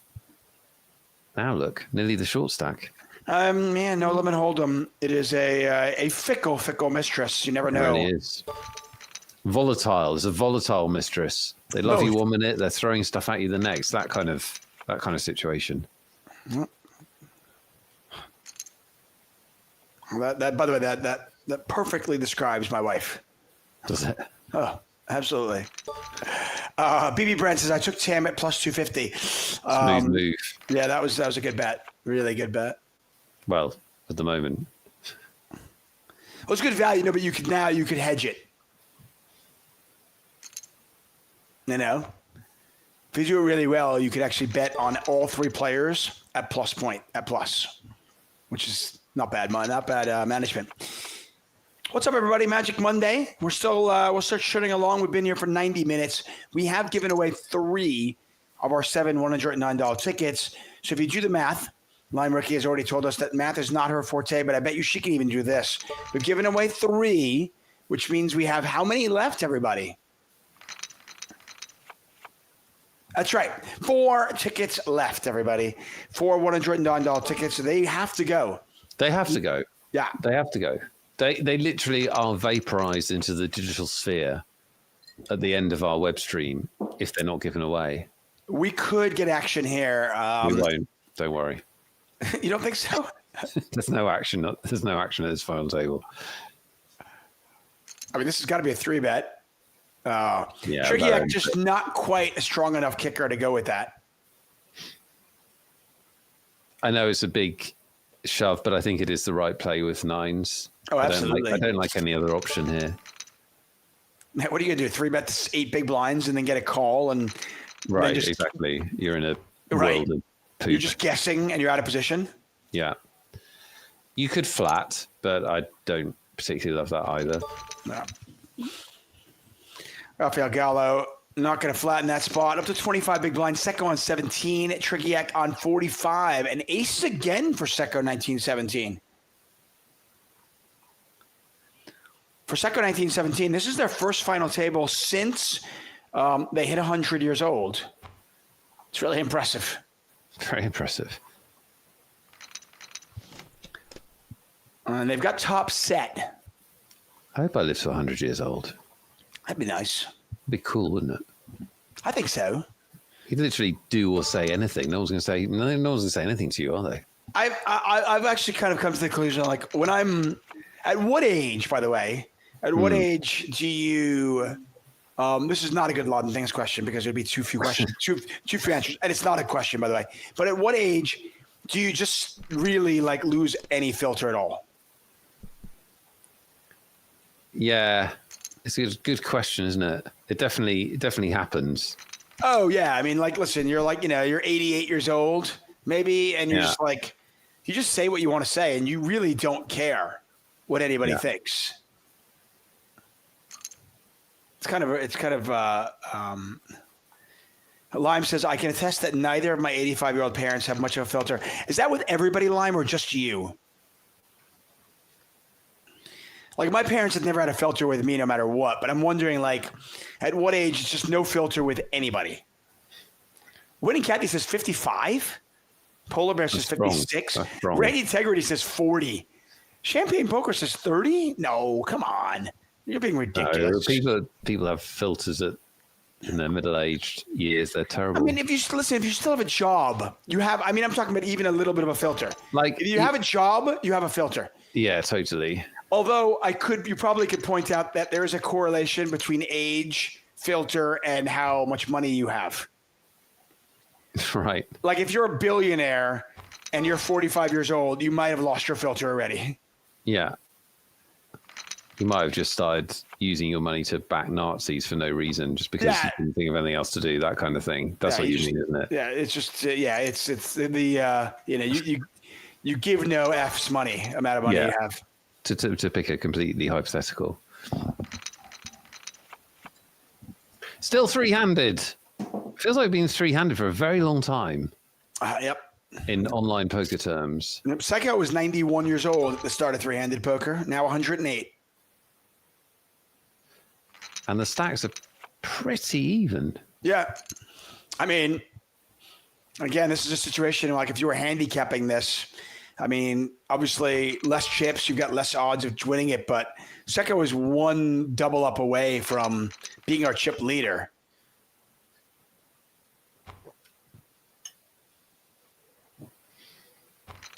More personal success stories. Let's see.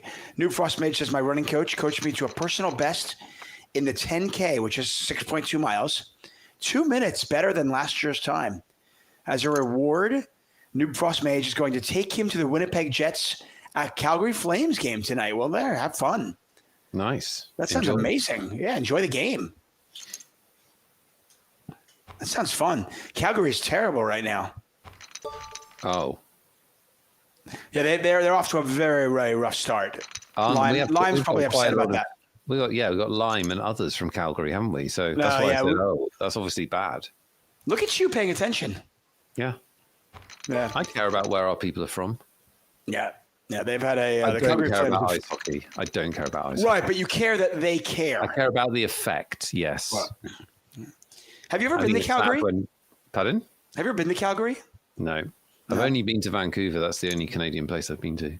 Oh, wow. There's lots of other really nice places in Canada. I know. I want to go. Yeah, I want to go more. There's a lot of world out there, David. It's hard to get around it all, isn't it?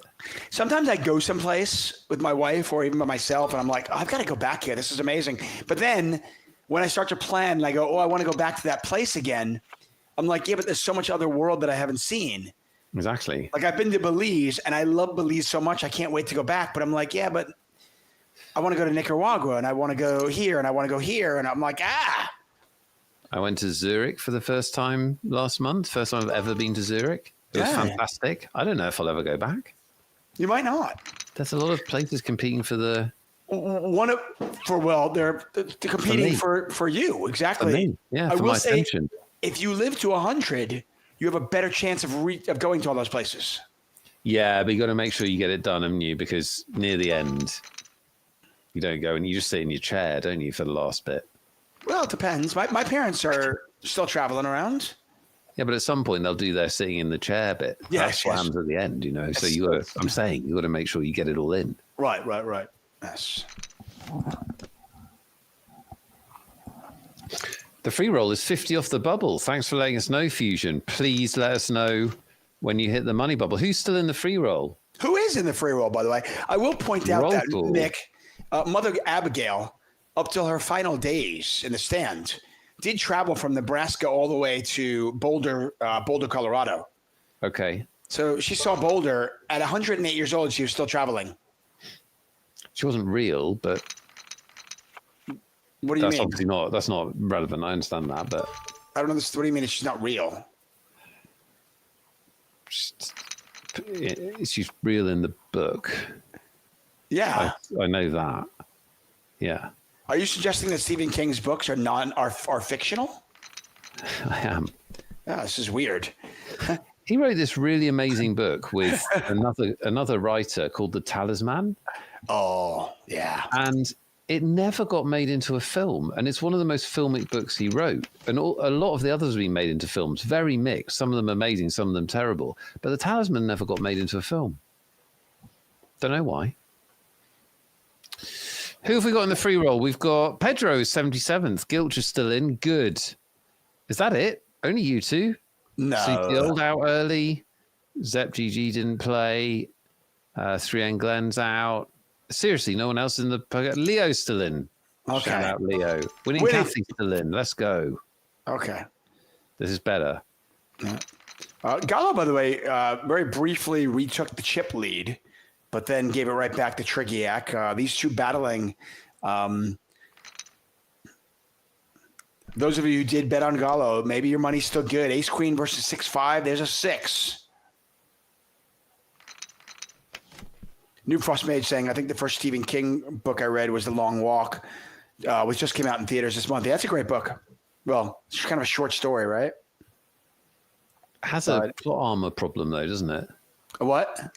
I won't do spoilers if it's out in cinemas. It is out in cinema, yeah. Yeah, I won't comment. Gedemonis is just about in. Quantum Criminals in. Lovely. We've got a few of you in there. Hopefully you make the money, which is coming up apparently. Bad luck, Ruin Kind. Bad luck, Noodaloo. Oh Action. my. Action, David Tuckman. Finally, action. I mean, wow. No 3 Betty. And now there's an ace on the flop. No action. I mean, if you're Secco 1917, you got to, like, you watch this hand after the fact, you're like, what? Yeah. How is this not 3-bet jam? And then, like, Like, this easily could have been an enormous pot and probably should have been. Yeah, Tam Triac is just pretty passive pre-flop. Yeah. Like, that's, I mean, I understand that that's the only the player that can really hurt you, but 10s are just such a big hand. They are, and you're going to struggle to play them out of position after the flop as well. Yeah. But they could turn around and say, well, I'm still in it 3-handed, as opposed to potentially busting with a shorter stack there and not being in it. So. Yep, true story. By the way, we are close to the money, maybe even in the money at this point. In the free roll. I'm sorry, yes. In this final table, we're definitely in the money. We are. Let me just double check. Yes, we are in the money in this tournament. In fact, 155 players cashed in this tournament. I've actually suggested to the 888 Poker Brass that we start our streams with 155 players left, so we can capture all of the money, all the players in there. You know, all of the winning. Yeah. I'll just join for the final table if that's cool. Oh, obviously, yeah. You can just wheel me on for the last bit. What?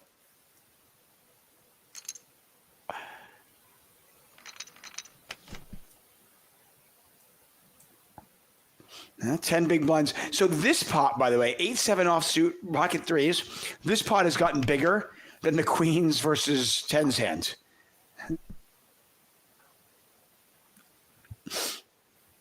Sometimes poker can be really funny like that. Tam Trigiak's going to have to like bluff at this if they want to win it. They decide not to. And Rafael Gallo is going to win this one, and they are back in the chip lead. So these two continue to battle. I'm going to make a prediction. Do it. Secco is going to get heads up with one of these players. Oh, really? Short stack, come back. I'm going to make the prediction. Secco is going to get heads up with one of these players. I think Rafael and Trigiak are going to get involved in some sort of hand. And Secco is going to get out and is going to kind of like get in there. It's a big call from David Tuckman. But he's not a man who's afraid to make big calls. Thank you. No fear. Your money in the free roll. Congratulations if you made it. Well done, Pedro. Remember, it's not the amount of money, it's how many people you beat. That's the significance. As we do see Secco go all in, do they get called by a weaker ace here? There we are. That's the end of the money. They do get called, but they then flop the nuts with a redraw to the super nuts. There they go. They're probably going to win the hand. Did anyone else make the money, or was it just Pedro? That's it. It's just Pedro. Well done, Pedro. You're the only person to make the money. Really? Doc Matouche, does you saying boom means you made the money? Lord Grimm made the money. Nicely done.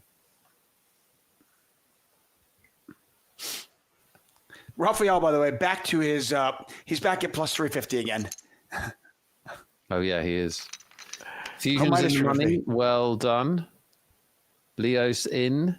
Quantum Criminals in. Gilch is in. See, loads of them made the money. They were too busy focused on their game to chat to us. I understand that. No, hey, listen, you've got to lock in. Let's have some final table participants from our chat. We love that. Yeah. One of the pieces of advice that I do tell people that when you play live tournaments, if you ever come to an 8-8 live event, whether it's one of our UKPL events or Madrid, Barcelona, wherever we might be, if you come to one of our events and you play, I will tell you to turn your phone off while you're playing. Good idea. Or put it on airplane mode if you want to listen to music, whatever it might be. But just turn it off. You can turn it on during the break. So it just, you don't get disturbed. You're not tempted to kind of go checking things out and go look down, go to Instagram or TikTok or whatever you do. Turn it off. Pay attention to your opponents. Queen high flop here for Triggeyak. Pair of sixes for Seiko. We could get some chips in here.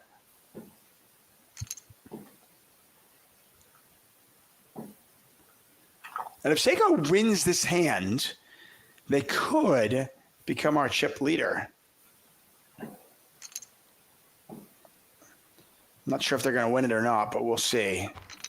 They are just going to fold right away. Look at the power of the... I'm not sure if I like betting a 6 and then folding it on a web board. Yeah, you're turning it into a bluff, aren't you, basically? I either like checking that one back or check calling the raise. It's just 2 diamonds out there. There's straight draws out there. Triggeyak just so passive. Oh, wow. This is going to get snapped off. Raphael shoved with the small pair. This is going to be a huge pot. It is. King Jack out of the way. There's the ace. A 5 or a 3. Otherwise, Triggeyak's our new chip leader. It's the 9 of spades on the river. And Triggeyak up to 50 big blinds. Raphael Gallo. Bad news for minus 450 betters. Yeah. Seiko staying out of the way. Still in second place. And we continue on three-handed. Did we come back from break three-handed? It was shortly after break. We've definitely been three-handed. We about 10 minutes or so after break. Okay. So we definitely had a lot of three-handed poker. Feels like it. They need to spice it up for David Tuckman. Straight draw versus straight draw here. Jack high, the best hand. Nettie says, will the show next Monday be a different time as the clocks go back? Do they go back in the UK? Oh, my goodness. This is really bad. I hate it when the clocks go back. Yeah, but that's the thing, though. I think the way we do things now is our show doesn't change. All in here. A6 versus King Jack. There's a Jack. Oh, no. Oh, Raphael might be done. Raphael might be done and indeed is done. GG to Raphael Gallo, who falls just short. Incredible run. Accomplishing an amazing feat. Still, nonetheless, though, how impressive a job here by Raphael Gallo. Raphael, by the way, won over $5,000 in bounties, plus third place money. So all in, we're talking about just under $10K for Raphael Gallo. This, by the way, just 2 weeks after they won $11,362. So over the last 3 weeks, they have pulled in over $20K here on the 888 Poker site. Amazing stuff from them. Well done. Our 2 players who are heads up will discuss a deal, and that gives us a window, David Tuckman, to give away some tickets. Oh, I love that. We've got 2 $109 tickets left to give away, plus 2 more on the Poker Wheel of Justice after this heads up. But for now, we're going to play Lob and Things, except it's what does David think? Here's my question. Remember, 1 guess per player. 1 guess per player only. This is not going to be a big number in the answer. So 1 guess. Speed is a factor. Good luck, everybody. Lime runs the contest in chat. Looks like we might get a deal agreed if Tam Triggeyak agrees. No deal. No soup for you. No deal, they say. David, I've just completed an entire rewatch of the TV show Sopranos. I'll just be watching a little bit each day, maybe while I make dinner. I like to have a show on in the background. I started at the beginning. I went all the way through. There are 6 series of 24 episodes per series of the Sopranos, the Italian mafia TV show. How many people died in the Sopranos over 6 series? How many deaths, both violent and natural causes, did I watch over 6 series of The Sopranos? What is the body count in The Sopranos? And then you've got a very difficult job because you've got to decide, did Tony die at the end or not, which is obviously, plus or minus 1 on your count.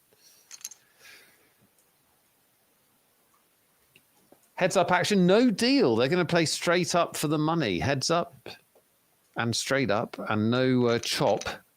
Interesting that Seko was happy with the chop. Tam Trigiak was not. They're playing for just under $2,000 between first and second and the last 2 bounties. Okay, I got my guess in. You counted up the dead people. Yeah. Oh, New Frost Mesa, so they don't know. Series also means seasons. Yes, we've got an all in the call, but they've got the same hand. Yeah, it's not exciting. Yeah, 6 seasons, 6 series, 24 shows a series, apart from 1 short series, which I think was affected by a writer's strike, but...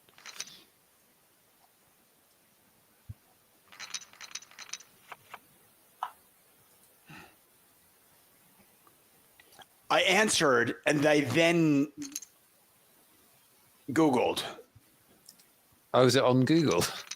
Excellent. Yeah, but I answered first. Okay. We will never, ever, ever, I promise you this, we will never, ever, ever use Google. It's always what we think. Yeah. Otherwise, it's no fun. Yeah. But I answered, and then I Googled because I was curious, because I have watched the series. Master Grogu, last time you get this piece of information, given it 3 times in different ways. You made it. You actually gave away some information. You said 6 seasons. 6 seasons or series, 24 episodes per season or series. Right. Now, the funny thing is, had I know that, but now you actually gave people a lot of information about, whether I knew that or not. Very generous. Very generous. Great show, by the way. Just such a great show. It's a great show. Not perfect, but one of the closer to better shows of all time, I say. I think, and I don't think this is. I think it's the best acting performance of all time, and the reason I think that is that it shouldn't work. So it should be impossible for him to be psychopathic, but also to be this kind of conflicted, struggling family man that you also end up having a lot of sympathy for. And it's only, in my opinion, it's only his performance that allows. And I know that there are other more dramatic performances like The Wire, the guy in The Wire, like Bryan Cranston in Breaking Bad. I understand that. But I think in terms of making something work that is very hard to make work, I think Tony Soprano is it. But that's just my opinion. Yeah, no, I mean, I think, it's incredible. It really is. Yeah, James Gandolfini, who passed away how many years ago now? Yeah, a few years ago. He wasn't super old, was he, at all? No. He's brilliant. He's brilliant. The ability to make a character that really should be just loathed by everybody. I mean, the things he did, the way he treated people, very, very few redeeming qualities. And yet Gandolfini's performance of it and portrayal of that character made it very likable. Trigiak looking for a win here. They've got about a 2-to-1 chip advantage, and they've got top pair versus bottom pair. Seko with 6-4. Both these players guaranteed $6,000 plus whatever bounties they've locked up.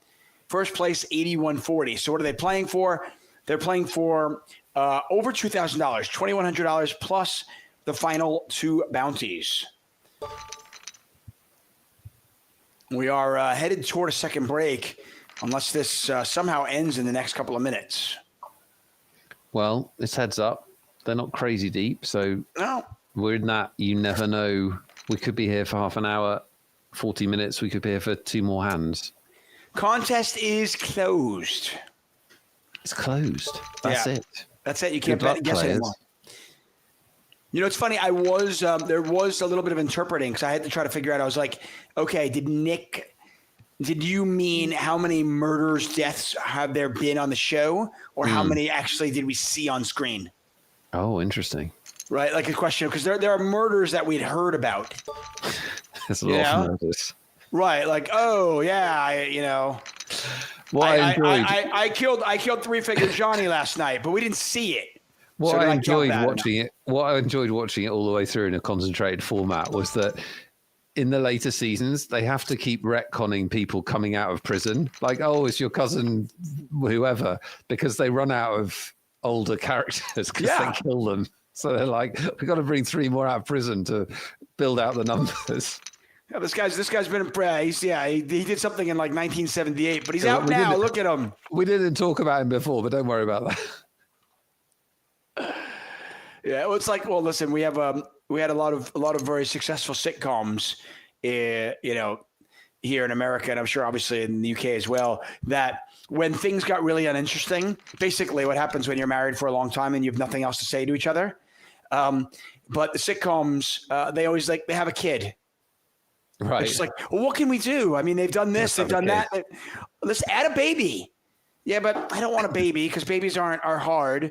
Why don't we they'll adopt a kid, or the uncle we never spoke about.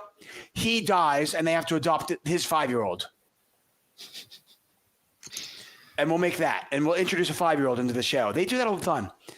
Just like random. Like, okay, we've got nothing else to talk about. What's up, everybody? I think we're on break.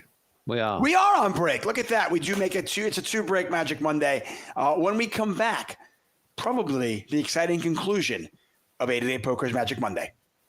The more I learn about the game, the more I realize how I underestimated how important position really is. Position in poker determines whether you're first or second to act. So at the table, the first few positions are an early position, under the gun, +1 or 2, depending on how big the table is. And then it becomes middle position, so hijack, cutoff, button. And then you have the blinds, small blind and big blind. When I first started playing poker, I was more interested in whether my hand was good or bad. And the flop was good or bad for my hand. Did I make the nuts? Did I not? Should I bluff? Whatever. I didn't really think that much about position. I knew it was something. People told me it was important, but I never really figured out why it was important. And these days, I realize that it is largely determining how big of a pot I can win and potentially lose. Playing out of position, it's hard to get value and it's hard to bluff effectively. And those are 2 pretty important tenets of the game of poker. When you think about playing a big pot in poker, you think about, I'm gonna have to bet before the flop, on the turn, on the river, right? You have a really good hand, you wanna make all those bets. When you're in position, you're last to act and will always get the chance to reopen the betting action. But when you're out of position, often you're gonna be checking your opponent, and that means that sometimes you get to the river and you'll be wanting to put another bet, but you're gonna check and hope to trap or let them bet, and they'll just check back and you won't get your value. And so if you think about it, when you get to the river of a decent sized pot, the pot's gonna be a lot bigger if you have the chance to bet in position versus when you're checking out of position. So at times you're gonna have to play out of position, and there are some things you can do to change your game to make it more profitable for you. One of them is to start with a tighter range. Because it's harder to bluff effectively and get value, you just want to start with a tighter range, giving you a better chance to win the pot and then win bigger pots. Other things you can do post-flop would be either to check raise an opponent more often who bets too much, or if they bluff too much, you want to check call them and trap them with your strong hands. One of the most important ways I think 3-betting changes when you're out of position is the sizing of the 3-bet. A lot of players size their 3-bets the same whether they're in position or out, and you want to give your opponent a better price when you're in position and a worse when you're out of position because, as I said earlier, harder to get value, harder to bluff, and so you want to charge them more right now when you're out of position. If we're talking about overall, what's the biggest mistake people make out of position? It's playing too many hands. If you're playing too many hands, you'll say, oh, I'm getting a good price, and maybe you are right now, but the hand doesn't end right now when you call out of the big blind, or even worse, out of the small blind. You still have to deal with a flop, a turn, and a river. Those bets can be a lot, and should be a lot larger than what you just called. And yes, you're getting a good price right now, but what happens in the river when you're playing a 100 big blind pot with a mediocre hand? There are obviously a lot of tools you could use to get better at playing either in position or out of position, but I think one of the most important is just experience. And out of position for a lot of players is like other spots for them where they feel uncomfortable. And a lot of players, when they feel uncomfortable, they don't want to think about the spot, they don't want to study the spot, they just want to move on and go to the spots where they're more comfortable. But it's actually those situations where you don't exactly know what to do or where you can experience the most growth in your game and are some of the most important to pay attention to. So don't be afraid to get in the mix, play out of position, maybe make some mistakes and learn from them. There was a point though, like 2010, you made a deep run in the main event. Yep. Like mid 2000s, you win an Aria super high roller. There was a point where it looked like you might be the next great tournament guy. Well, I think that might just be a little overstated. Okay, maybe a little. Maybe like there was a short-term variance, but I'm saying there was a point there where it looked like you were at least taking it seriously, and maybe this was the path you were going to take. I was never all in on tournaments, but obviously I was very fortunate, but I had a lot of early success, not even early, 10 years in, whatever. I had a lot of success, but I think it was just a byproduct of the time. Okay. Like, I also had a lot of very close misses. I think I have like 11 or 13 WSOP final tables. I've never finished better than third, so it's like... a lot of variance there. Everything, it's just, back then we were very ignorant to it, so you put a run together over the course of a couple of years, and it's like, of course, you're the next hot name, and you're going to be the guy who does it. But I just always kind of went back to what I knew I was winning for sure at, which was cash. Tournaments were kind of supplementing that. It's like, oh, I ripped off another 500K score. I guess that means I get to take a bigger piece of myself now playing in this private game that Ivy's route. Right. Which seemed like it had way, way higher potential and a much larger ceiling available than chasing down these high rollers, which I feel so fortunate I didn't fall down that path, because those guys get all the glory and they deserve every fucking bit of it, because what they do is a hellacious task. I wouldn't wish it upon anybody. They are so studied and they work so fucking hard, and they do it all for like 10 to 12% ROI on 5 or 6 million a year. People have said this, by the way, and I feel like you've probably said this on one of your 719 podcasts. Sure. Where if you can be successful in that realm, yeah, then you can probably be far more successful in so many other realms. You could run a country, you could do whatever you want. Like, be a CEO of a company. Yeah, absolutely. They're leaving so much money on the table for the love of the game and the chase and thrill of the competition. And I don't blame them one bit. And I can't sing their praises enough, because I truly admire how hard they work and everything they do. But I also know that, like, their hourly is like... Magic Monday continues. Heads up action here. We've got 108-year-old Secco 1917 looking to make the comeback, but they have a long road ahead of them. They are a 5-1 chip deficit to Tam Trigiak, who has been triggering everybody today. All in and a call. Oh, wow. But they have the same hand. Oh, no. Yeah. So they're going to chop this one up. Roller coaster. Yeah. I mean, you have two Not flush draws. No. No. It's like a kiddie roller coaster. Yeah. Yeah. Anyway, we continue on here. We're going to do the giveaways at the end of the show. And, of course, stick around, because we do have the Wheel of Justice spin. You're probably thinking, hey, those Twitch points are meaningless. No, they're not. You can turn your Twitch points into a chance to win on the Wheel of Justice spin. As always, though, you've got to be here to win it. All in and a call, I'm guessing. There it is. There's the call. Oh, full double up here for Secco? Certainly looks that way. Yes. Full house in Secco 1917. Back up to 26 big blinds, and look at that. I thought for a second we were going to be finished, but no. A 10, by the way, would have ended it. Tam Trigiak with the good game, waiting to celebrate. Oh, no, I've pressed it. No, it's not a good game. I've still got to win. Wait, all in with the A7. These guys came back from big blind shove. That's a big shove. Yeah, like Seiko just doesn't. Did they forget that they just doubled up? They didn't actually do a deal. Right. You haven't made a deal, one, and two. You just doubled up. Yeah, trying to figure this out. This is like quite a hard There's decision. A call. They did call. And the 9 plays right now. This could be it. And a 9 on the river. That's it. 9-ball corner pocket. And Tam Trigiak has triggered everybody. They have just won our $100,000 mystery bounty main event. They're going to take home these last two bounties. $54, and I suspect another small one. No, another 200. So add another $250 there.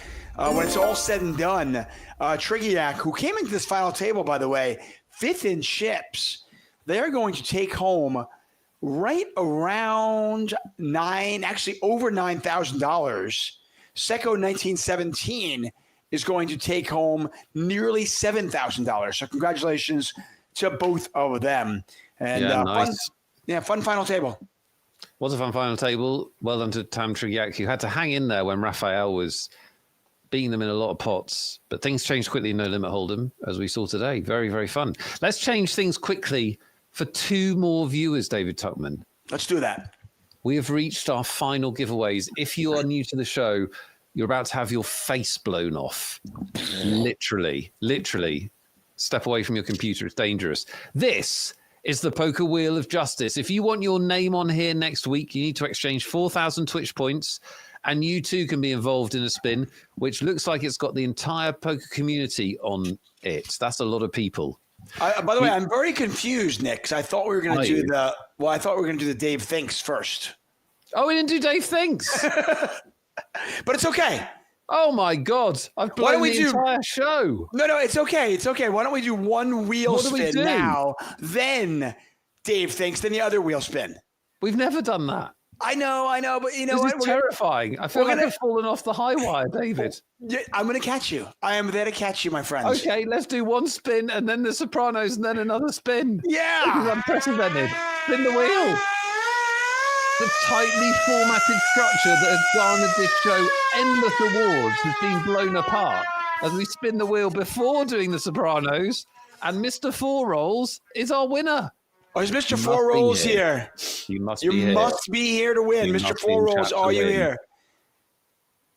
Bucci says you're both aging. Oh, Mr. Four Rolls is here. Congratulations, Mr. Four Rolls. You just won a $109 ticket. By the way, you can buy as many packs of Four Rolls as you want now.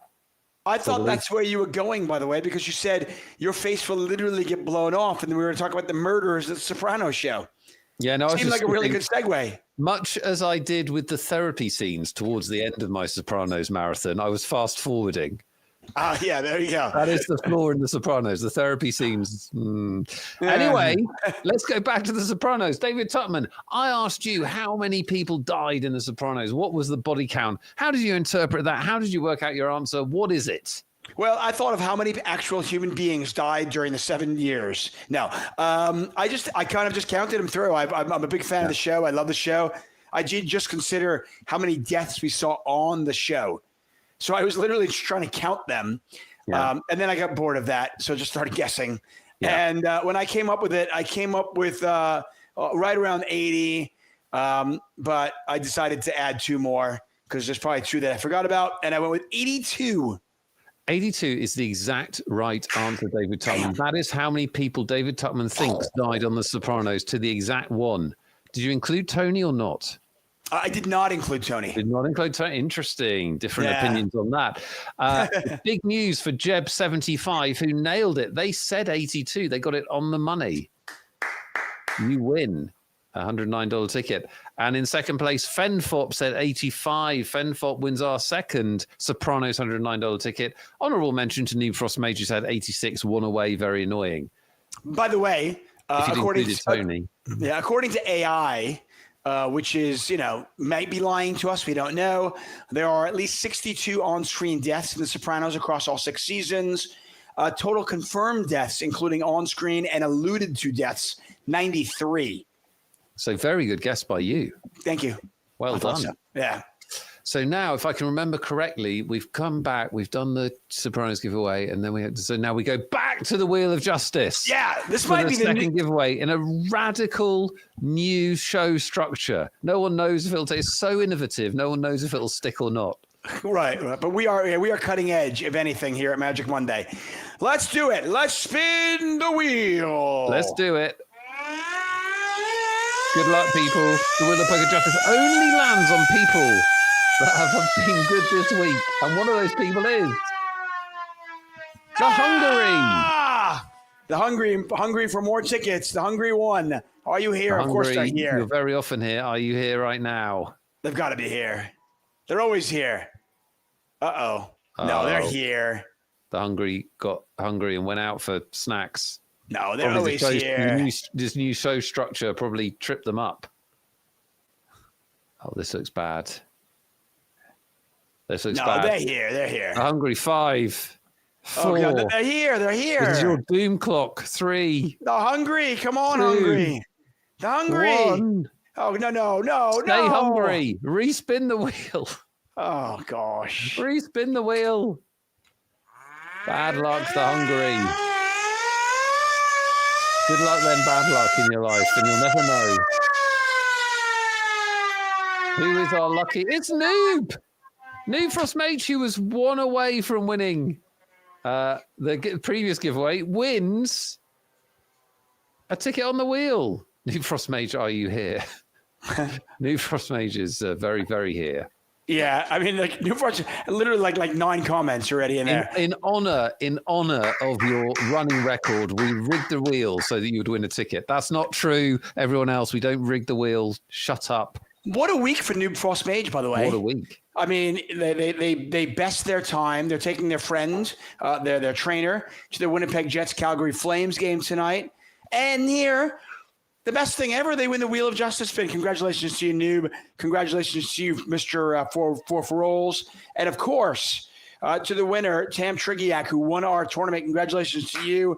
And of course, to all of you, thank you so much for your support. We are back. Thanks for being here. Next Monday, everybody. Thank you for being here. For Nick Wealthall, I am David Tuckman. Good night. Good night.